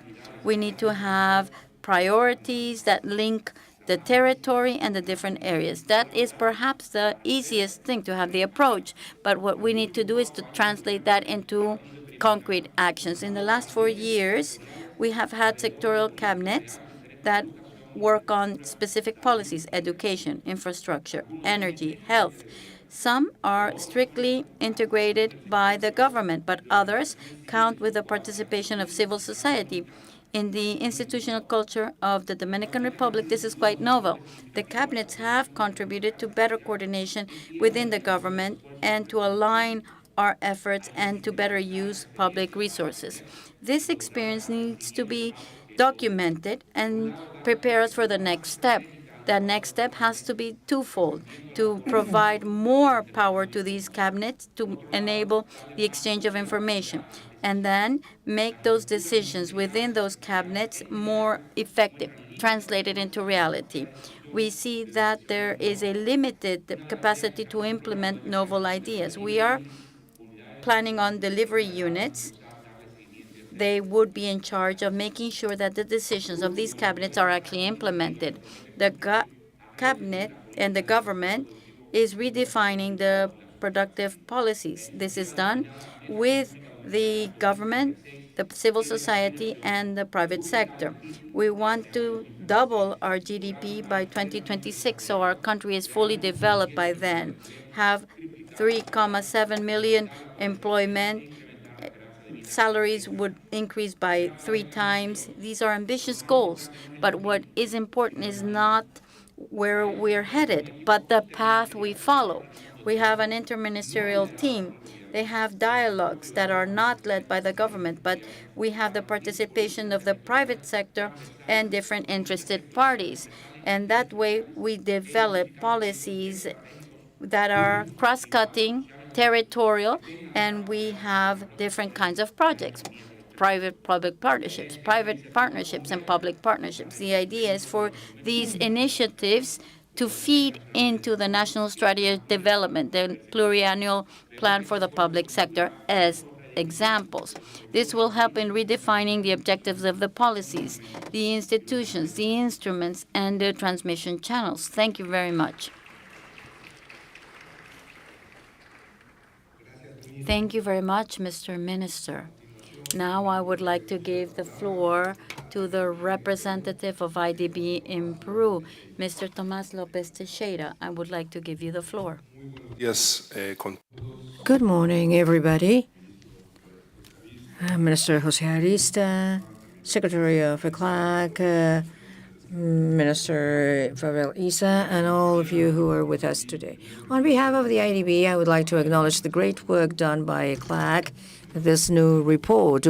We have a great collaboration between IDB and ECLAC to promote productive development in the region. In our view, the approach of productivo. ECLAC is justified. Hemos, ministro Arista, We have in our region where productivity does not contribute to economic growth in a significant manner, and it hasn't done so in the last 3 decades. And if we analyze what happened between 2014 to 2024, the ADB per capita GDP has been practically zero. So in our view, the approach of ECLAC is highly justified in terms of policies. And we would also like to point out that in our publication, the very definition of ECLAC for productive development policies is within the latest generation of the literature on this topic. So basically, some decades ago, we had a definition of productive development policies highly focused on subsidies to specific sectors or policies that directly interfered with the relative prices. But the last generation of the thought about this also describes this as a process rather than a set of policies that are defined for all countries. And as ECLAC says, this is a process where the idea is to collectively solve issues related to productive development. So the government or the private sector and civil society and the academia and the industry get together to solve failures both of the market and the government. So coordination failures are highlighted here. And we liked this broader approach proposed by ECLAC in its publication. And as the minister very well put, the focus is on the how. So here there is what ECLAC identifies the different ways in which productive development policies could be carried out, specifically with the relevance of territoriality, taking into account of the heterogeneity of our economies, because in Peru, we do not have one single Peru. We have different regions with highly heterogeneous characteristics. So we see how this new approach of ECLAC, these definitions to solve problems are very important. But there are 2 issues that I would like to point out. One of them, maybe my colleague will mention the policies of the IDB on productive development policies, but I'll let him develop this. And the other one is coming from Harvard University regarding economic complexity that acknowledges the role of productive diversification in the leap of our productivity levels. And I think the ECLAC approach is more or less within this line of thought. We also notice reintroduce the way in which ECLAC reintroduces the prioritization of sectors, but with a very important difference. In past decades, when we talk about prioritization of sectors, we were actually saying which sectors will be getting the subsidies, or which sectors will be prioritized in terms of economic policy. But ECLAC has a different approach, a more modern approach, which is to think about which are the sectors that require more attention at this time to solve these failures. If we could solve them all.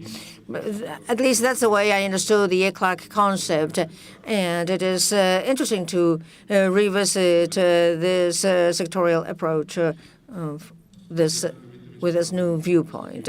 And finally, I would like to point out a key challenge, which are the considerations of public economy. In this region, we suffer a lot about political polarization, and we have success cases of productive development where policies that were implemented in a very technical manner. We have very good examples of productive development in our countries But these are policies that have overcome political differences or any attempt to capture these policies by certain groups, and they've been adjusted in time. This is nothing static. These policies have to be tailored and adjusted in time and put an end to them if they are no longer effective. For example, there are some policies in the region that are not that effective anymore, so should be eliminated. And finally, I would like to mention something about technology and innovation. And this is a high priority of the IDB here, and very well recognized by ECLAC. But basically, in my view, we have a main challenge and a historical opportunity. The challenge is that in the region, we still have difficulties to solve the basic failure of the innovation market, which is related to the early investments in technology by the new startups, the new IT companies, or the adoption of new technologies coming from abroad. And very often, the risk involved in the establishment of new companies in the region, in the earlier stages of the entrepreneurial cycle, does not include risks. So here we have innovation policies in the region that try to solve this issue. But we have not been able to take advantage of the best things we have in the region, which is the entrepreneurial talent we have. Which is like the main axis of development. Like, for example, the venture capital in the region is far lower than that of the OECD countries. And the level of technology inclusion that we have in our companies is very often lower. In addition to that challenge, we have informality. That is quite a challenge in all our countries. And the difficulty is that the SMEs have to get into the digital growth channels and include technology in their business. Those are the broader challenges. But there is a historic opportunity to take advantage of this technology that we have in our times. ECLAC very well points this out. But here I would like to highlight the policies of productive development in our countries that will take advantage of the production coming from artificial intelligence and big data, and some of the digital technologies as well that can cause sectorial revolutions in education, in agriculture, with new precision technologies and new financial characteristics with the fintechs that are excluded, for example, in credit assessment. So here the region has this historic opportunity to make this productive leap by using or taking advantage of this opportunity. And finally, I would like to mention that the productive development policies have two concerns that are more of a circumstantial nature, but are going to be seen in the next decades. The fiscal aspects. There's no longer that fiscal space luxury anymore. For example, in the region, payment of interest on fiscal aspects are about 10%. And in the case of developed countries, that figure is lower than 3%. So that fiscal issue has to be solved.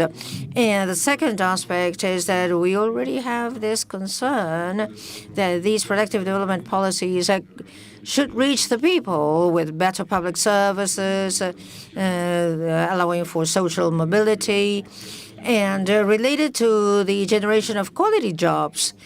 And that's a challenge because, as we all know, the industrialization process was the great generator of quality jobs, at least a better income. But the industry is no longer behaving in that way. Nowadays, we have global chains.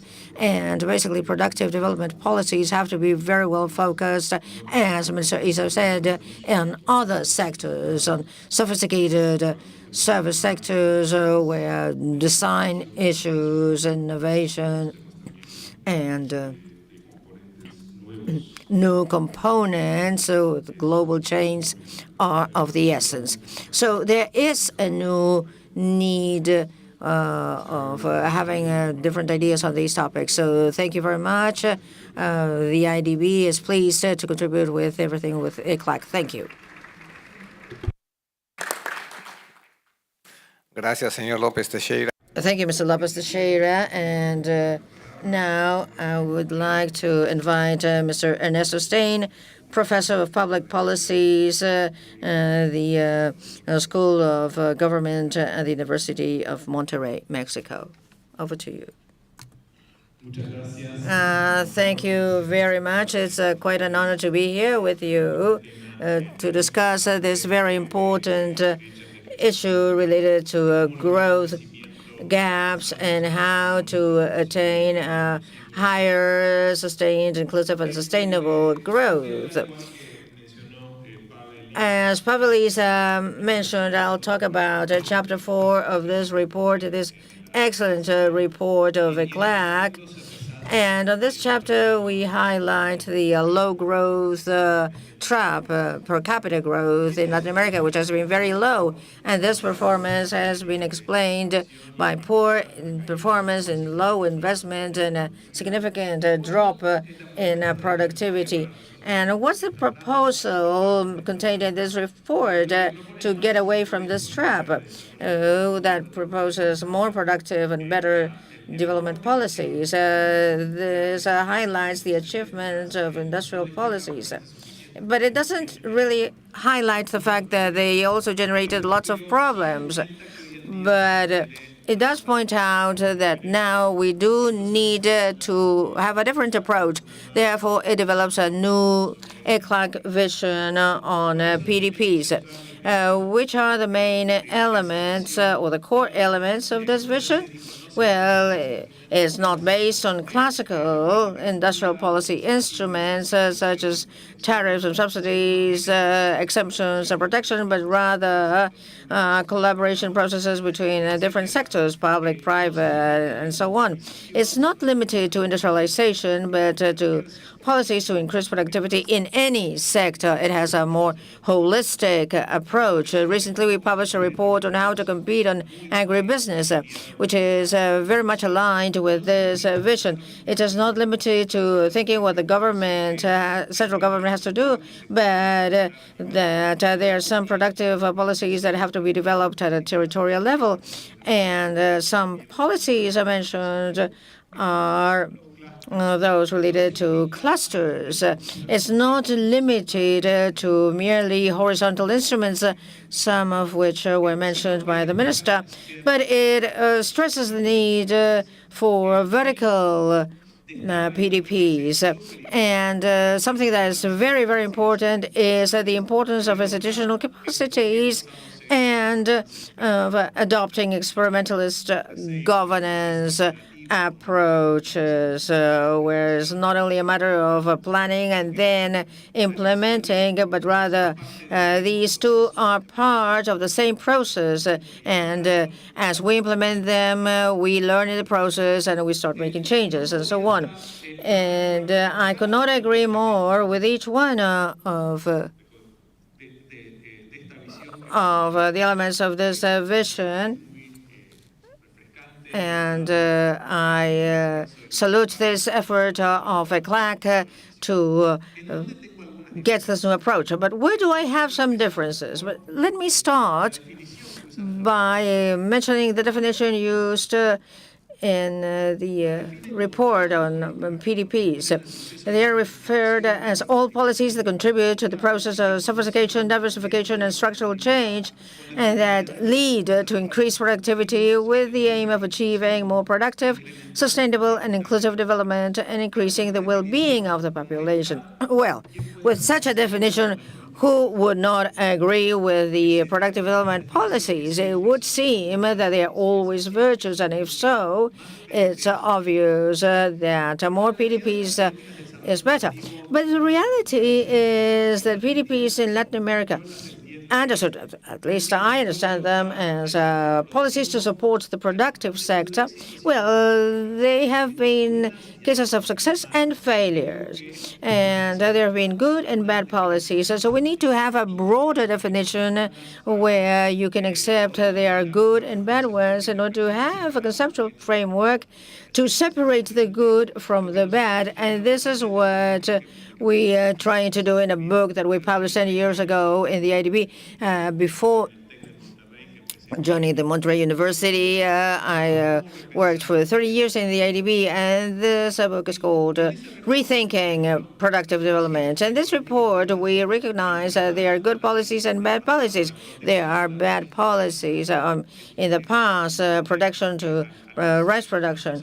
But not only the sector is protected, but the rice producers get import license without paying any tariffs. So they buy cheap rice abroad, they sell it at a high price in the country, and they hurt the poor. In contrast to this, we have far more modern policies like that adopted in Entre Rios, Argentina, where in the very same rice sector, when the rice producers lost competitiveness because Brazil had devalued its currency, Brazil was the main destination market, the National Farming and Technology Institute developed some policies of better quality that allowed the sector to regain its productivity. If you take a look at the production or productivity of rice in Argentina and Costa Rica, you clearly see that there are good policies and bad policies. So it's important to create a guideline for policymakers so that they can differentiate one from the other. Now, in the paper, I miss a little bit more of accuracy. The reasons why you have these policies are not widely discussed, and they're not really necessary to justify them. But to me, it is very important to see what the justification of these policies is. And in the document, it is regarded that to gain productivity, but our approach is why the market fails. There are many failures in the market: externalities, provision of public goods, coordination failures, information asymmetries that productive policies are supposed to solve.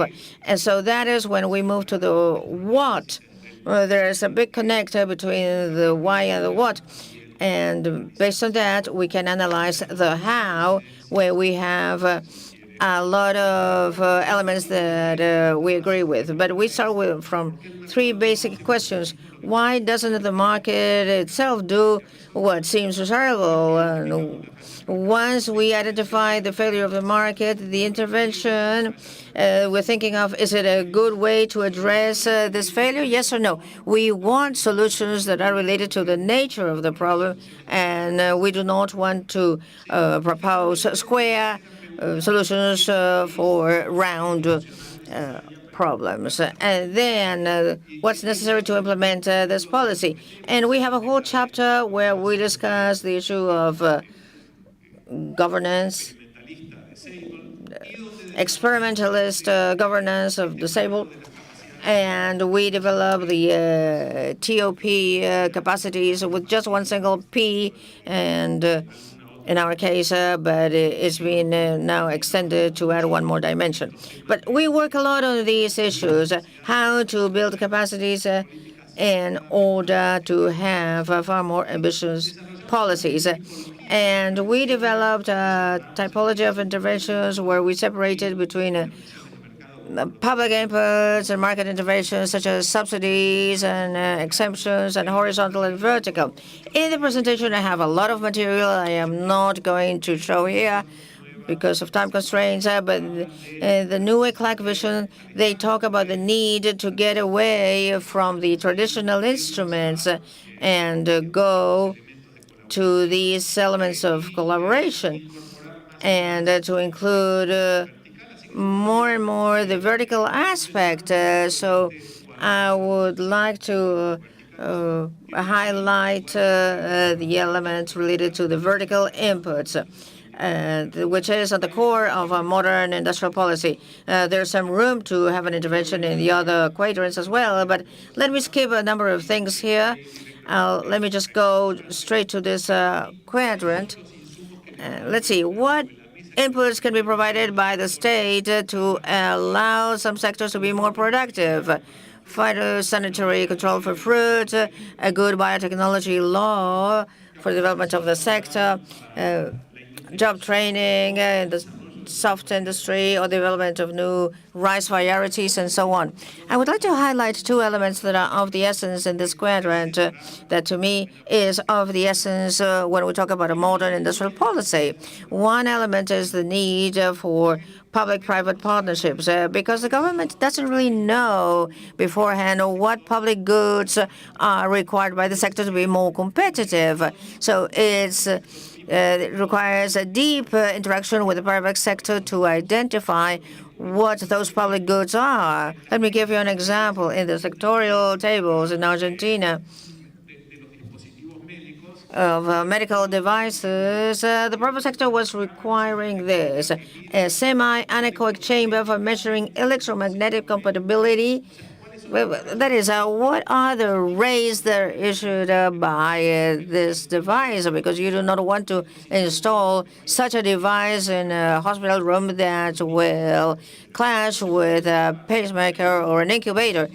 And you cannot have one of those things without going through a test. So the private sector was requiring the government to get more of this because there was a longer line of 6 months to go through this test. So the state policy doesn't really know what's required. So we studied this a lot. And the other element, and here I conclude, which is of the essence, and it is also reflected on the ECLAC report, is the need for better public-public coordination. When the Minister of Tourism, for example, says that to develop a new tourist pole, you need to build more roads or train the people to speak English, the problem is that the minister has no such a responsibility to build roads or train people. The minister needs the collaboration of the other sectors.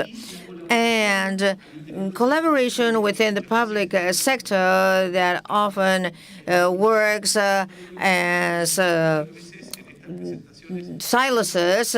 Very often you use this picture of the different elements, which is the logo of the transport system of the city of Manchester, making the city work together. But the problem is that it's so completely stuck. It cannot move anywhere. So it is not simply a matter of working with the other ministers and just they will agree out of the blue. No, you need to work really hard to have this kind of coordination. I included this red element that when it moves to the left, the three ministers move in the same direction. Well, Mr. Minister Pavalisa was talking about the delivery units. That could be such a mechanism. Here in Peru, we adopted the sectorial executive tables, which was actually the mechanism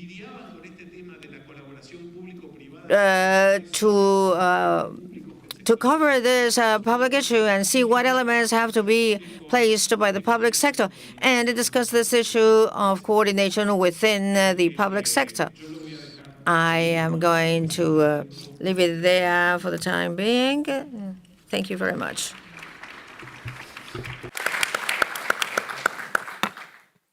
Muchas gracias, Ernesto. Thank you very much, Ernesto. And now I would like to invite Bettina Wall, resident representative of the UN Development Program, the UNDP in Peru. Thank you very much, distinguished ministers, delegates, dear colleagues of ECLAC, delegation of the UN, and all the participants that are representing here. It's a great honor to be here representing the UNDP, and on this occasion, we would like to congratulate ECLAC on such an interesting report. I really appreciate this opportunity to share some remarks about how to move forward towards higher, more inclusive, sustained and sustainable growth. We've already talked about the challenging regional context with a backlog in social aspects. And in this concept, Latin America and the Caribbean face some structural challenges, but also significant opportunities. Now, regarding the context, I would like to highlight the fact that growth has not only relatively low in the region, but it's also been marked by a volatile growth. And in Latin America and the Caribbean, there are external clashes resulting from global externalities, natural disasters, and the impact on the imports of raw material that has affected their economic growth. For example, after the pandemic of COVID-19, volatility in the region amounted to 1.4 and 5 times higher than the more advanced economies and the world average. Even between the year 2000 and 2009, when the global crisis affected specifically the advanced economies, the standard growth deviation was higher in Latin America and the Caribbean than in the rest of the world. The diagnosis is clear and is described in the report. In order to achieve a higher sustained, inclusive, and sustainable growth in Latin America and the Caribbean, it is of the essence for the countries to cover the structural problems in a comprehensive manner. Particularly, the region has to increase its productivity levels that have remained stagnant for decades. The economies in the region have greatly depended on the accumulation of labor and capital, but without any significant improvements in the efficiency of their use. So growth has not been sustainable. The development policies have to improve productivity through technological innovation, investment in human capital, and the reduction of structural gaps such as that of gender and education. On the one hand, the region has to favor growth based on digitalization. The current technological evolution with its fast changes are an unprecedented opportunity to improve things in Latin America and the Caribbean. But if we see the productivity trends of the last 6 decades, we see that before the beginning of the third industrial revolution, which marked the digitalization era and the automation and internet era, productivity in Latin America and the Caribbean was greater or higher than countries such as Singapore and South Korea.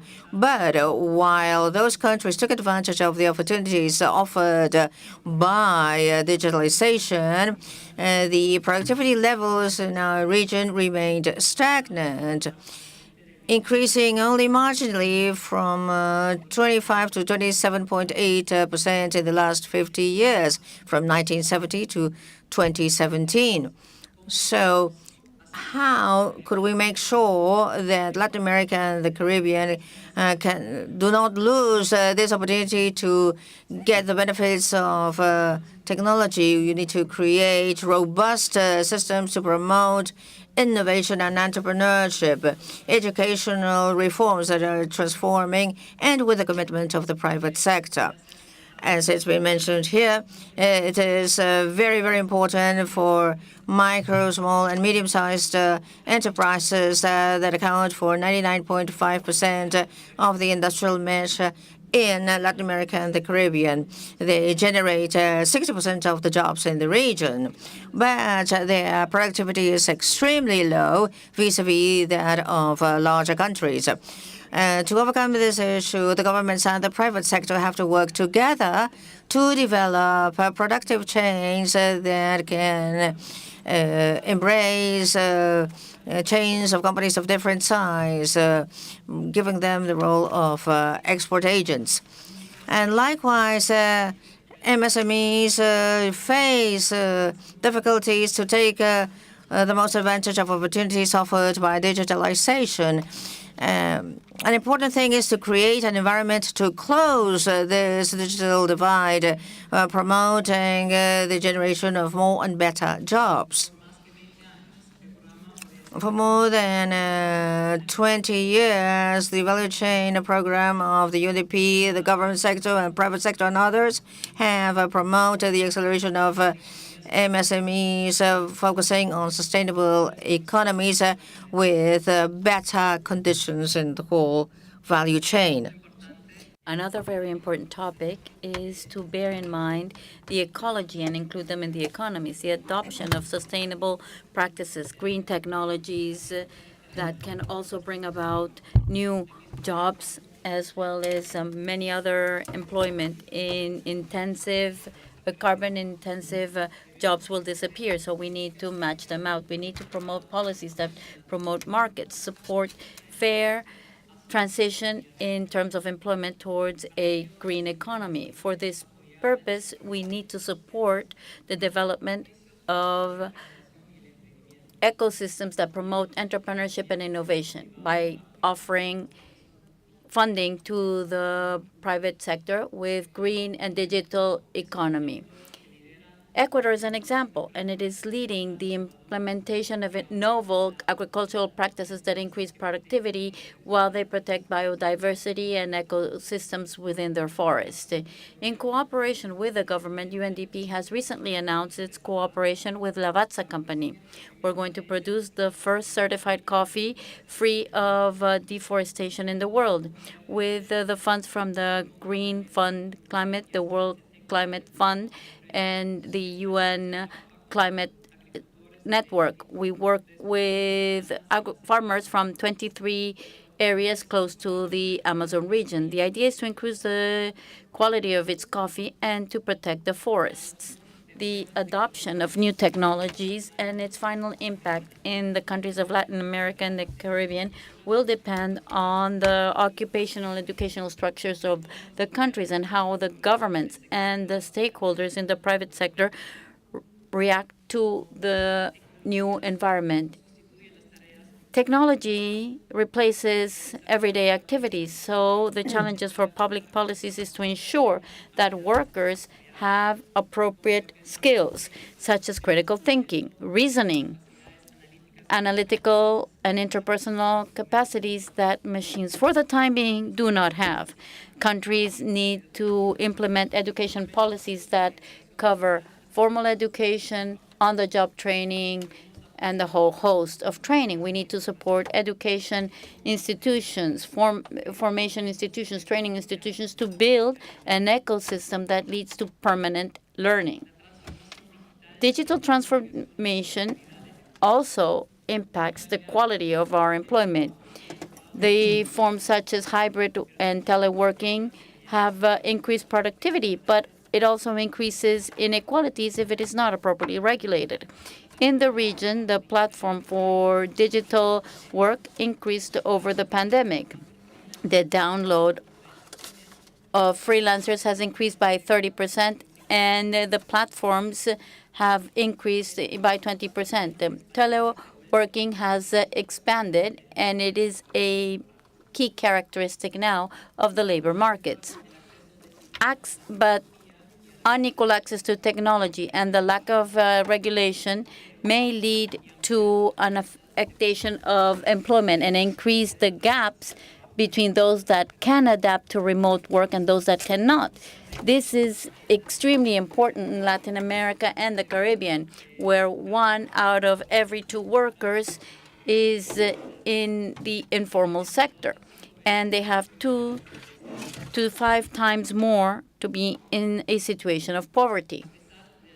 Despite the notable growth of technology and the opportunities it offers, digitalization in the region is still incomplete. The region does not count with the skills or infrastructure necessary to ensure a fully inclusive transition.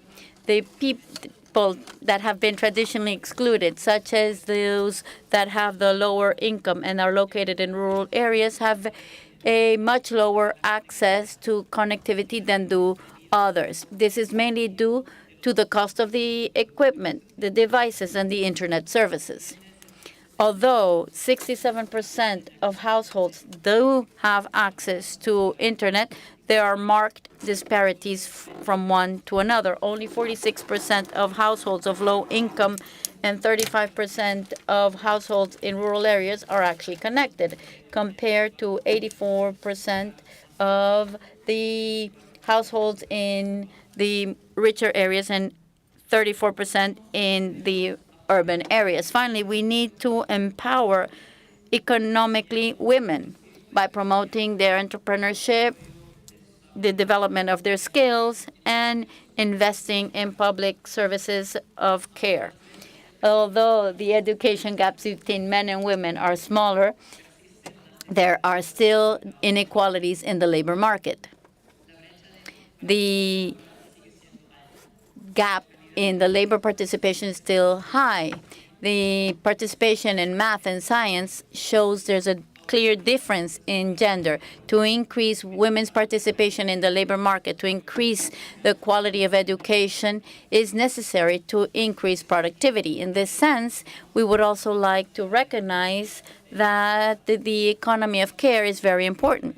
Women are the ones who bear this burden mostly, and this affects their insertion in the labor market. To integrate the care economy in social protection systems is not just a matter of equality, but it is a matter of recognizing and valuing care as an essential economic activity. This will help build societies that are more inclusive and productive. UNDP has implemented a tool which is called the georeferencing care, by mapping services both from the public and private sector, improving the planning and delivery of these services. This tool is helping identify the gaps in the care services and developing services that can provide comprehensive services for women, better access to education, and better opportunities for employment. The first pilot was carried out in Bogota, Colombia, and since then, the tool has been replicated in Uruguay, the Dominican Republic, and Peru. In addition to these cases, El Salvador, Guatemala, Honduras, and Panama are already starting to implement this tool. I would like to conclude by highlighting that UNDP underscores its commitment towards a digital inclusive transformation, ensuring that technological innovation not only increases productivity, but also improves the well-being of peoples and reduces inequalities. The region has a great potential. It can change its path of development it faces now, but only if it invests in the appropriate areas and ensures that the benefits of this new technological era are distributed in a fair manner without leaving anyone behind. Thank you very much.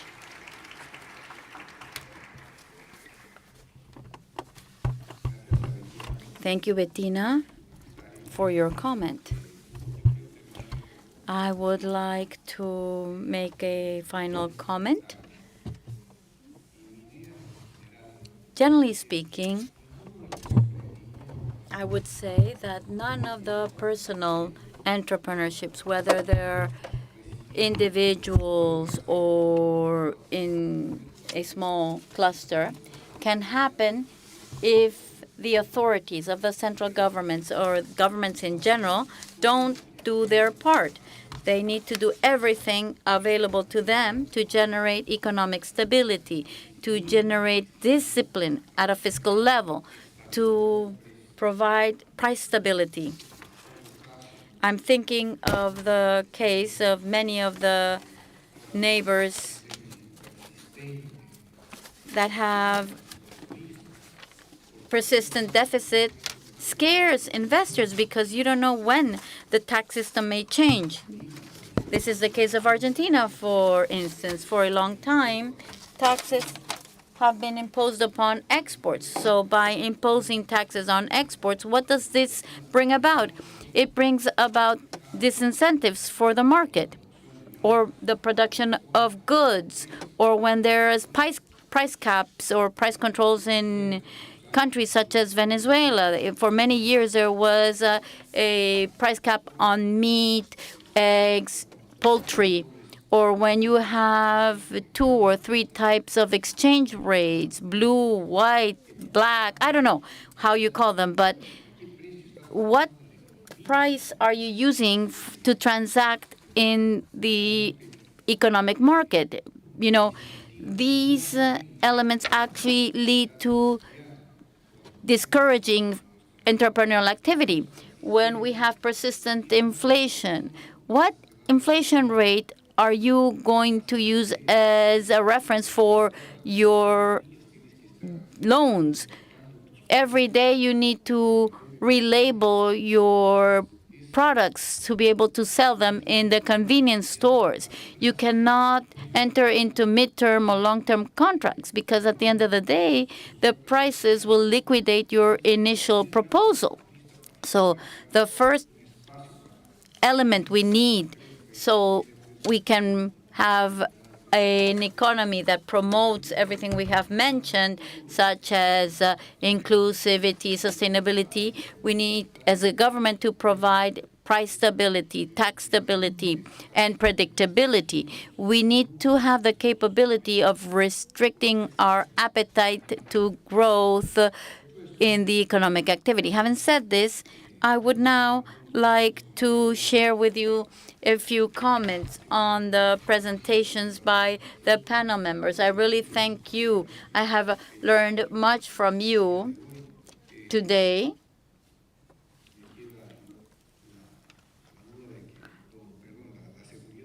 I rest assured that we have had a decade where we only grew 1% of the GDP, which is extremely low. This is what we have seen in Latin America and the Caribbean. This is why we need to revisit this topic. And as I was saying, much is to blame on the central government.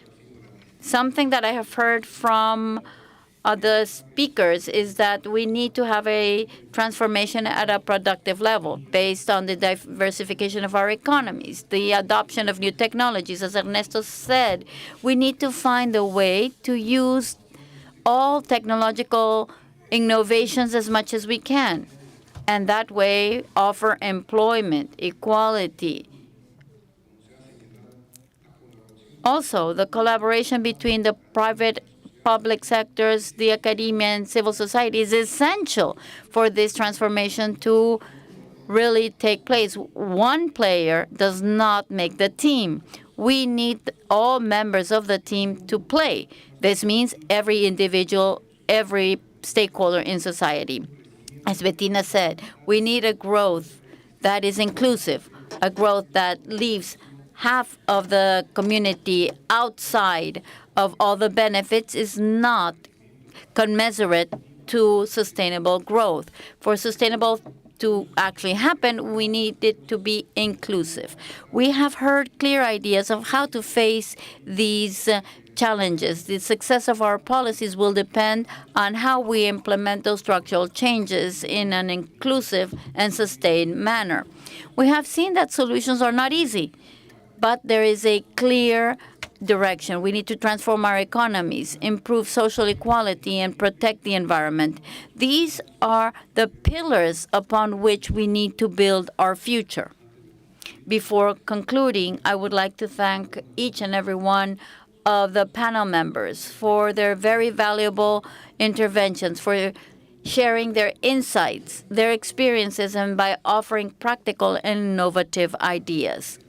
I would also like to thank all participants.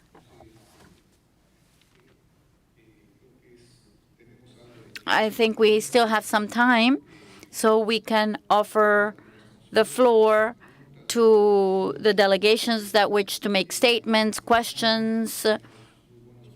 There is a very good group of panel members here that I'm very sure will be willing and happy to answer any question or concern you may have. Thank you very much. We thank the Minister of Economy and Finance of Peru and the panel members for their insights. We now invite the delegations who so wish to make statements. You have about 2 minutes to address the topic of this panel. I would ask the delegations to raise their the names of their countries if they wish to make a statement. La delegación de Corea tiene la palabra.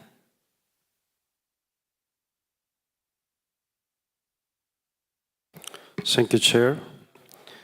It is an honor to represent the Republic of Korea in the panel discussion session on how to achieve stronger, sustained, inclusive, and sustainable growth.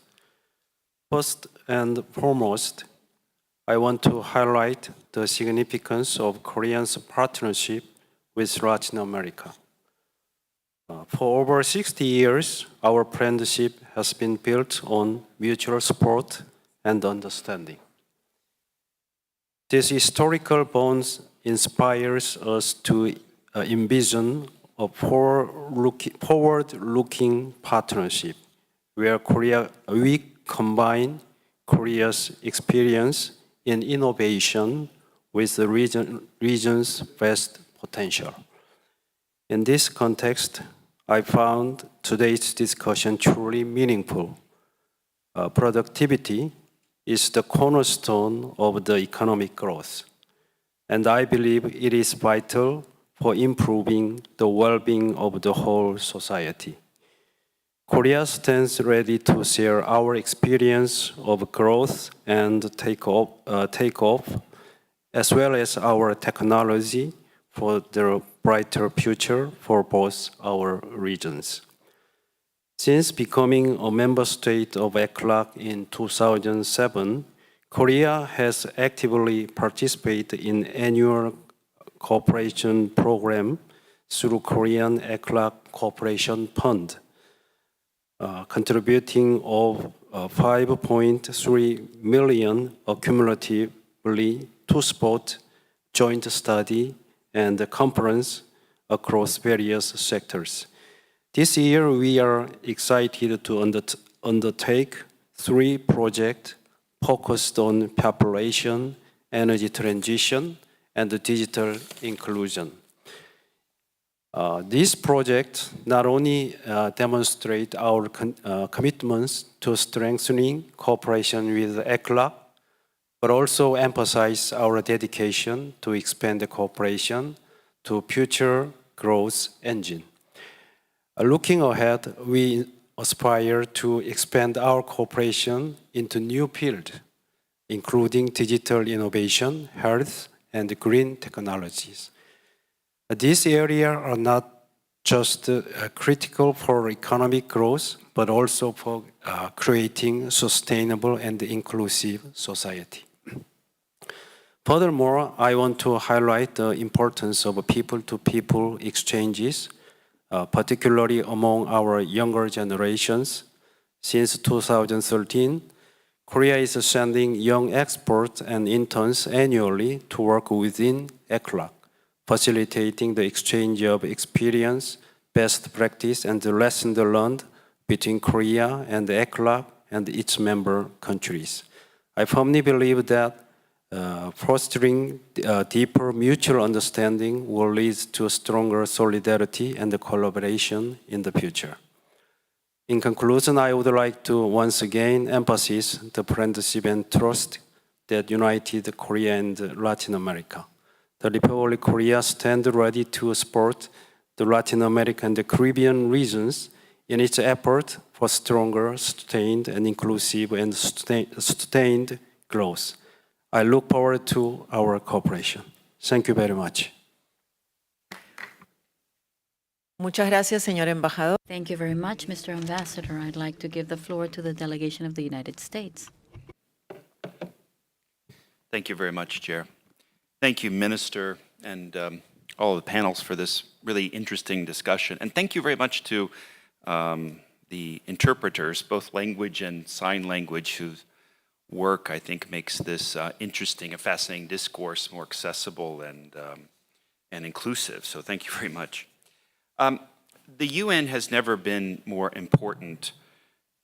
In a world of uncertainty, one thing remains clear. The United States stands firmly behind the UN and the charter that has guided it for 79 years, a message that we reinforced last month during the UN General Assembly High-Level Week and the Summit of the Future.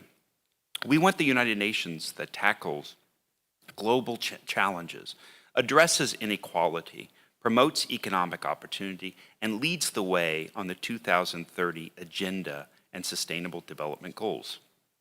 At their heart, the SDGs are about expanding economic opportunity, social justice, caring for our planet, good governance, and ensuring no one is left behind. That is the American mission at its core, and that is why the United States is committed to the SDGs. Unfortunately, today's multiple global crises are having a profound impact on our collective ability to deliver the kind of progress we would like. To accelerate growth in a sustainable, inclusive way, the region needs to blend its resource-driven model of development with one that better leverages the skills and labor of its urban workforce. Locally, we're increasing our support for cities to invest in urban infrastructure, affordable housing, and improvements in air quality, public transportation, services, and climate resilience through programs like our Cities Forward initiative. We're also increasing support for local governments to implement smart cities, to improve delivery of government services and make cities more efficient, while ensuring the respect and protection of human rights and social inclusion. Without a fully inclusive approach that includes women, girls, people living with disabilities, the LGBTIQ plus community, the poor, the marginalized racial, ethnic, and religious groups, migrants, indigenous communities, youth voices, and non-governmental leaders, our SDG efforts cannot truly succeed. USAID has recently prioritized sustainable, resilient, and inclusive economic growth in its latest economic growth and trade policy, with the recognition that inclusion can help accelerate sustainable growth by expanding productivity of marginalized and underrepresented groups. In support of this, the United States is empowering young business and social entrepreneurs throughout the Americas through the annual YLA Professional Fellows Program, where young entrepreneurs are provided with the training, tools, the networks, and resources to increase economic prosperity and foster business partnerships. Here in Peru, USAID promotes models of sustainable economic growth. Our programs engage indigenous communities who play a crucial role in conserving forest ecosystems, helping them to develop sustainable economic alternatives like ecotourism, agroforestry, which reduce reliance on activities like illegal mining and logging. We work to strengthen legal mechanisms to promote and protect the human rights of indigenous peoples who are at the vanguard of environmental protection, helping to safeguard the lungs of the earth, the Amazon, for generations to come. The reality is that we live in a world where disparities are common and where many people continue to be left behind. And when anyone is left behind, progress is neither truly achieved nor sustainable. Again, we have a lot more to do, but we're excited to keep these efforts moving and to be creating more opportunities for everyone to have a meaningful voice as we work towards our sustainable development goals. Thank you very much. Muchas gracias. Thank you very much. We have reached the end of the list of speakers. We would like to thank Minister Aristas, the members of the panel, for participating in panel number 2. We have come to break time. We will meet again at 2:30 for panel number 3 on this high-level dialogue. Thank you very much to all.